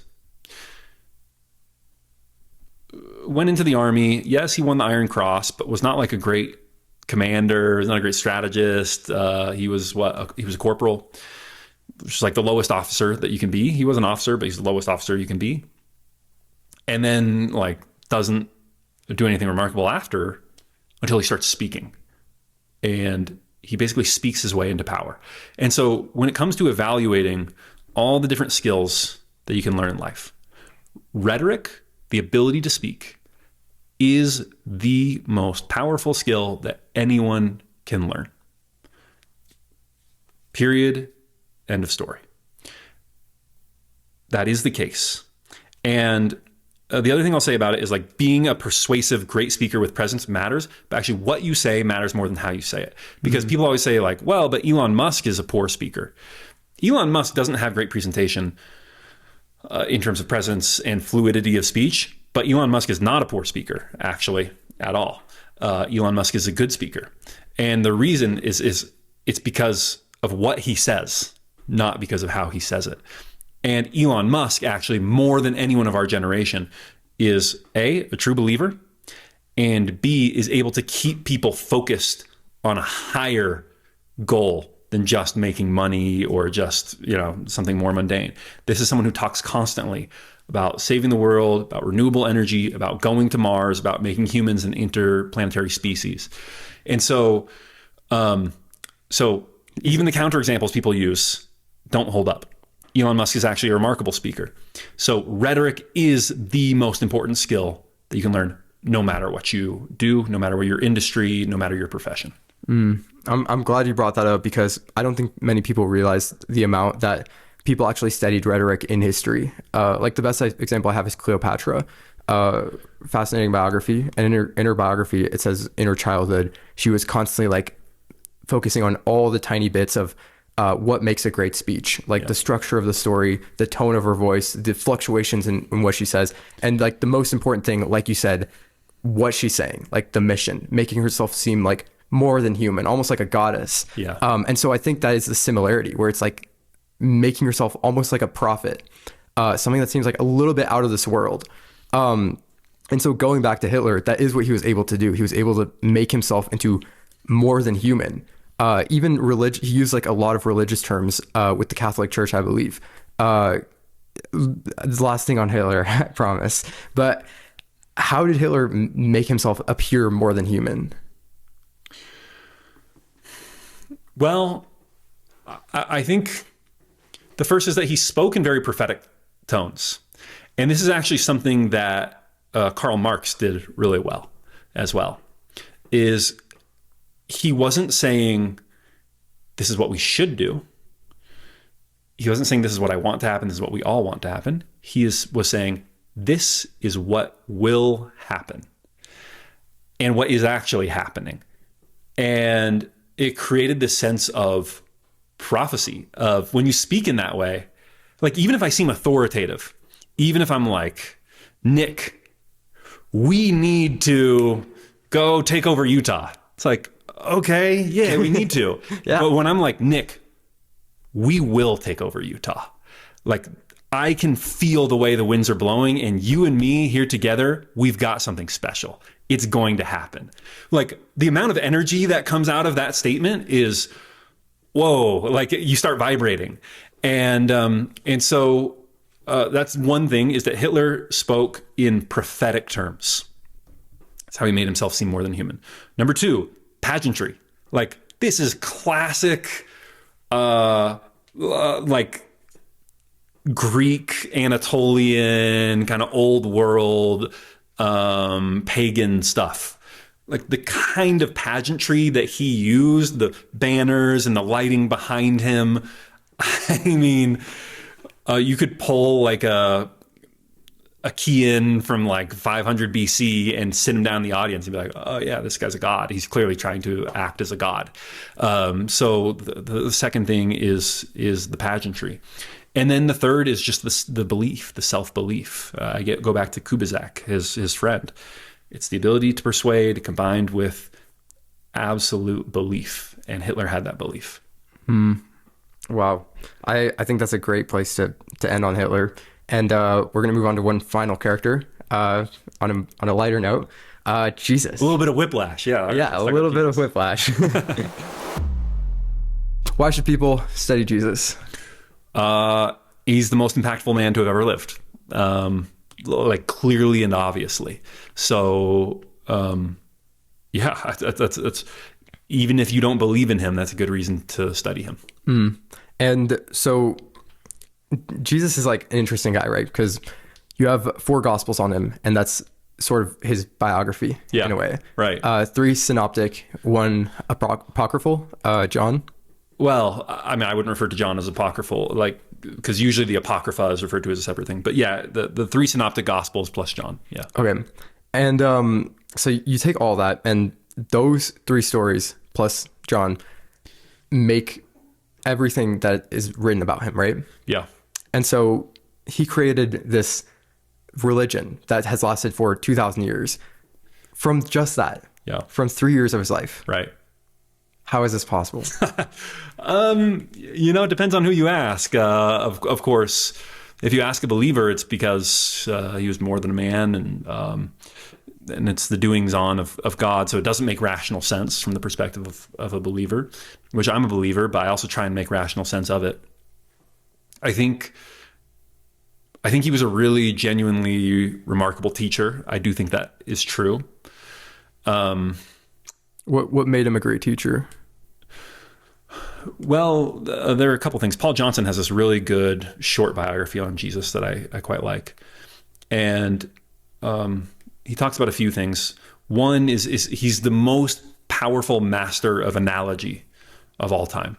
He's teaching in these parables all the time. And so I think that helps distill the message down for a lot of people and makes it make sense. He's talking about fish and fields and farming and neighbors, and he's talking about it in a way that makes sense to a lot of people. Steve Jobs is also a master of analogy. Obviously, no one's on the level of Jesus, but Steve Jobs, when he's trying to sell the Apple computer, the early Apple computer, he talks about that a computer is a bicycle for the mind. He's got this extended analogy about how if you look at the most efficient animals in terms of travel per calorie that they can do, humans are nowhere close to the most efficient.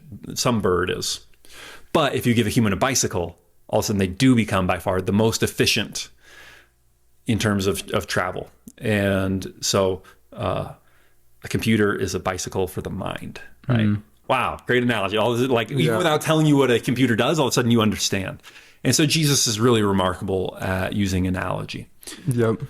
The other thing that I think he was very good at was drawing people in to an experience. And so it always talks about how personal he was. He's always talking over dinners in very intimate settings. It talks a lot about his eyes and how much he looked, and he looks at people, and you get the feeling that he really looked into people, and they felt seen when they were with Jesus. So he was a remarkable teacher from that standpoint as well. The third thing that I would say about his ability to teach is, once again, a new and remarkable message goes a long way. And he did have a new and remarkable message. And so it was in and of itself something that was worth commenting on. He wasn't trying to rehash the old doctrines or tell you why they were actually good and we should stick to them. And he wasn't a conservative in any definition of the word. Right. He was a revolutionary with a new message, and I think that resonated as well. Yeah, we should stick on that point for a bit, because I don't think many people know that when the Jews at that point, they weren't expecting someone like Jesus to come. They were expecting like a war leader, like a revolutionary, someone who was going to really free them. Yeah. A Messiah. And so Jesus comes, and he's completely unexpected, and he says things that like no one thinks he would say. Like instead of like an eye for an eye, it's turn the other cheek. And so like, did this hurt his case or did it help his case that he was so different from what people expected? Because it's almost like a shock factor. It's like, yeah, well, clearly it helps his case. It's also the fact that it was the only avenue available. Like there's really no world in which they could have militarily freed themselves from the Roman yoke. I mean, they tried a few times and they didn't really get close. Right. The Maccabees being, well, the Maccabees actually are a different story, but so like they had to free themselves internally. And Nietzsche actually talks about this, that sort of conquering peoples, when they themselves are conquered, they frequently have to do this to justify themselves. Like they can't really endure this yoke of like being subservient to someone else. And so they become ascetics and monks and retreat to this internal world of detachment. And so it, you know, it was the only avenue available. Interesting to them at the time, and Jesus is able to capitalize on it. Yeah, that's super interesting. I wouldn't expect you to bring up Nietzsche, honestly. Well, Nietzsche is, of course, Jesus's greatest critic. But at the same time, respects him a lot and makes his words of praise. You know, his famous line is that there's only been one Christian and he died on the cross. And so his praise of Jesus is that much more potent because he's such a great critic of Christianity. Have you read any Dostoevsky? A little bit. Okay, so Dostoevsky, in my eyes, is like Nietzsche, but like slightly on the other side of the line, where they both draw the same conclusion but get like slightly different results. Nietzsche called Dostoevsky the only psychologist from whom I had anything to learn. Nietzsche was a huge fan of Dostoevsky, though of course Dostoevsky was a conservative and a Christian believer, whereas Nietzsche was not. That makes sense. And they're both fascinated by the story of Jesus, right? Like what... Everyone should be. Like it's the defining story of our world. Yeah, right. It built like all of society. Yeah. I guess I'm trying to figure out like, when we look at like the historical character of Jesus, like what do we take from that as like entrepreneurs or like leaders? Is it just the whole like Christianity that stems from it, or is it something he actually did? Like, well, the message is the most important thing, right? Like the message is the most important thing. And everyone has to decide what they're going to do with that. C.S. Lewis has a good statement about this, where he says, many people want to say that he's just a good teacher, that we can learn some things from. He said, Jesus didn't leave that avenue open to us. He forced everyone to make a decision. He said, you know, I am the Son of God and I've come to bring the kingdom of heaven to you. Like everyone's got to decide on that.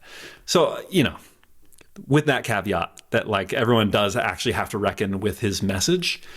I would think then that after that, then the next thing is that sincerity of belief. This is someone who not only was willing to, but did die for his beliefs. And actually, when you look at the early converts, a huge percentage of them cite the blood of the martyrs as the reason for their conversion.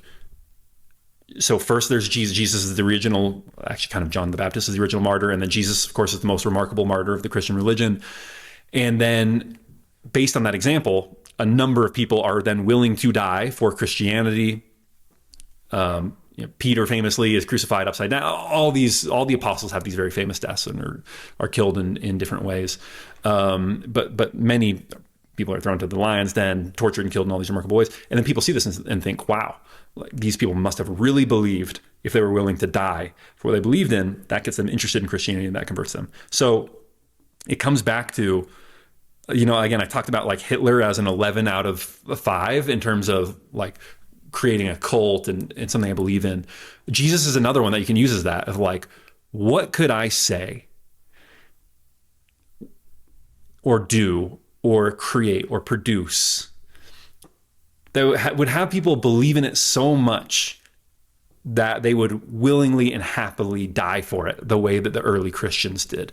So Jesus was an 11 out of 5 in believing his own message and in creating that belief in others. That makes sense. He was he was a brilliant man. And I guess like in a way I'm one of those people, but I think the best example for me in history of someone who like I guess lived out what he said was I guess not in everything, but John D. Rockefeller strikes me as like a very Christian entrepreneur, right? Yeah. And so he believed that like self-sacrifice was his version of following the Christian principle, where he's sacrificing his life in pursuit of like creating cheaper oil and tackling the oil industry, at least in his mind, right? Yeah.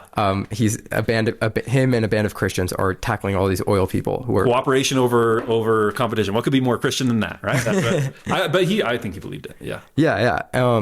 And so like, I guess it's just crazy that like, oh wow, sorry, I don't know where I'm going with this. That's okay. But I guess like similarly, John D. Rockefeller, people also talk about his belief and his evangelism, and like when evangelism, there's a famous story again, I talked about this, belief is irresistible. Phil Knight says that. What he actually talks about before that is that he has all these jobs out of college. And the first one is he tries to sell encyclopedias door to door. And then he tries to sell stocks. He's a stockbroker. And he's like a bad door to door encyclopedia salesman. He's an okay stockbroker. And then when it comes time to sell Nike shoes, he's an unbelievable salesman. He can sell the shoes to anyone. And people buy from him by the truckload. And he says, how did I go from such a poor salesman to such a good salesman? And he says, belief, I decided. Belief was the difference. Belief is irresistible. And so from Jesus to John D. Rockefeller, that there is that through line of people who have this like religious belief that vibrate with it. I guess allows them to be successful. Does it all just come down to belief? Is it just like how much you believe in something to make it work? Like if you believe in something so much that you're willing to die for it, that you're willing to not sleep for it. Like that seems like all the great men of history, where they just believe in something so much that they are willing to die for it. And then at the pinnacle of that is like Jesus, who believed in, well, I guess he was like the start of that, but like he was willing to die for what he believed. Like even in the Garden of Gethsemane, right? He talks to God and he's like I don't like, he's crying, right? He's weeping. He's like, what's going on? Like, I have to do this, right? Right. And if thou wilt take this cup from me, like, in other words, I don't want to go through with this. Like, if you're okay with it, I would rather not do this. Right. It's the ultimate self-sacrifice that you wouldn't do unless you believed in that thing that you're doing so much. Is this what makes like the greatest of leaders? Yes, it is. But again, I do want to emphasize, though, that this is the greatest of leaders, right? The greatest. And this is for people who change the ages in which they are born. And that's not most people. And for most people, if you can even find someone like that to believe in and to draft off of their belief, then that's great. But, my dad worked in finance, and he said, if I had followed my passion in life, I would have been a concert pianist. And you guys would have grown up in a pretty rough neighborhood, because I don't know that I was that good of a pianist. Instead, he worked in finance and he gave us a great childhood. And so I don't want people to get the impression that like this is the only path in life, that this is the only avenue. But I have a podcast called How to Take Over the World. And so like if that is your goal, if you do want to take over the world, then yes, this sort of life-consuming belief, this fire that burns within you so strongly that like other people can see it through your body, like you have to have that. And then I want if I could ask you to expand a little bit more on the two versions of how to take over the world, because I've noticed in your podcast, you have this one side where it's like through power and dominance, and you have this other side where it's like for the benefit of like all humans. In a sense, could you speak more to that? Because that stems, I'm guessing, from your Christian philosophy. Yeah, but I think it stems more just from my curiosity, of like when I read the story of Genghis Khan, there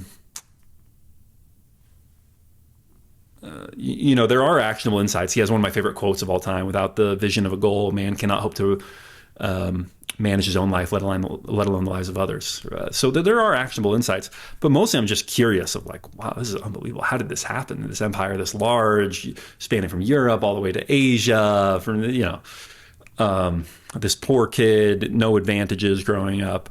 So, like part of it is just curiosity driven. And then part of it, yeah. I do think, though, there isn't as much of a distinction as you might think between those who take over by power and those who are idealistic. Oftentimes they do go hand in hand, frankly. Yeah, I think I agree with that. I want to bring up this one quote from the Bible that I think like can specifically apply to like a lot of entrepreneurs and leaders, and it has a lot to do with taste, I think, as well, because they're literally talking about salt and taste. And so Jesus, this is from the Sermon on the Mount, I believe, and he says, "You are the salt of the earth, but if the salt has lost its taste, how shall its saltiness be restored? It is no longer good for anything except to be thrown out and trampled under people's feet. You are the light of the world. A city set on a hill cannot be hidden, nor do people light a lamp and put it under a basket, but on a stand, and it gives light to all in the house." And so it's one of my favorite verses. It goes back to kind of what we were talking about earlier about writing, where all these great men had flavor, they had taste. And they stood on the top of the hill as like a lamppost, and they all had this uniqueness in their writing that they used to like channel into movements, right? And so I love that verse because I think it just perfectly applies to that, where you should like bring out your flavor. So I guess just like how do you like do that? How do you bring out your uniqueness, your nonconformity? I think part of it is just confidence and bravery, is having the courage to do things that are not popular. Like everyone says, here's to the crazy ones, here's to the unpopular things. But then I think people are unprepared for the fact that like when you actually do unpopular things that people consider crazy, they consider them crazy. Like everyone is telling you, no, this is a terrible idea.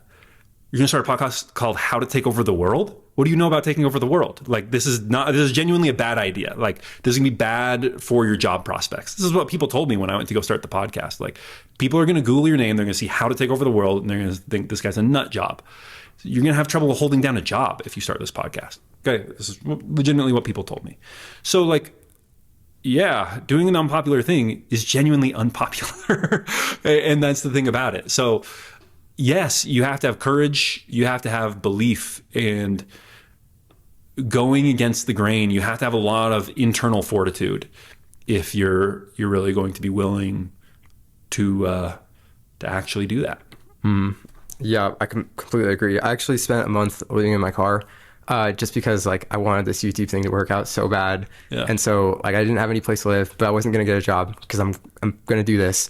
And so I spent like a whole month like just in my car reading biographies, making YouTube videos. And it was like an incredible amount of like pain that part of my life. But like out of that pain like grew something amazing. And so I like, at least in my mind, this is how I think of it. But like, in my life, I think like self-sacrifice is the ultimate like virtue, like the ultimate ideal. And I think like Jesus is like the pinnacle of that, where he laid down his life on the cross for humanity. And so like the way I look at my work is it's a gift to humanity, a gift of self-sacrifice for humanity. And so because of that, I'm willing to take as much pain as possible to like make it happen and to bring it into reality, something good, a little piece of heaven. Yeah. I think there's something I refer to as the Rockefeller test. So Rockefeller knew what he wanted to do in life, which is he knew he wanted to work in Cleveland for a large concern. So he made a list of all these banks, import-export, big trading firms, commodities, whatever. He had this list of these are the companies I want to work for. And he went, and it was during a recession. It's bad timing. So he goes and he interviews with every single one. And every single one, he charted out every single one he wanted to work for. Every single one says, thanks, but no thanks. So it's like, what do you do at that point? And what he does is goes back to the top of the list, goes back to every single one and says, are you sure? And goes and interviews again. And I think it's on like his either later second or maybe even on his third round that finally someone's like, yeah, okay, fine, like leave us alone, we'll hire you. And so, Mike Tyson has that quote, everyone has a plan until they get punched in the face. But like that sleeping in your car, that going back and just like interviewing at the same place over and over again, that like willingness to take pain, take rejection and keep going, to take a stand that is unpopular, but to like see it through until people are able to see you're right. Like that, just that internal fortitude is an essential component of success. That's one of my favorite Rockefeller stories. I think that's a great place to end. Thank you for being here. Yeah, of course. Yeah, I don't know, you've been like one of my heroes for so long. It's like actually crazy that this is happening.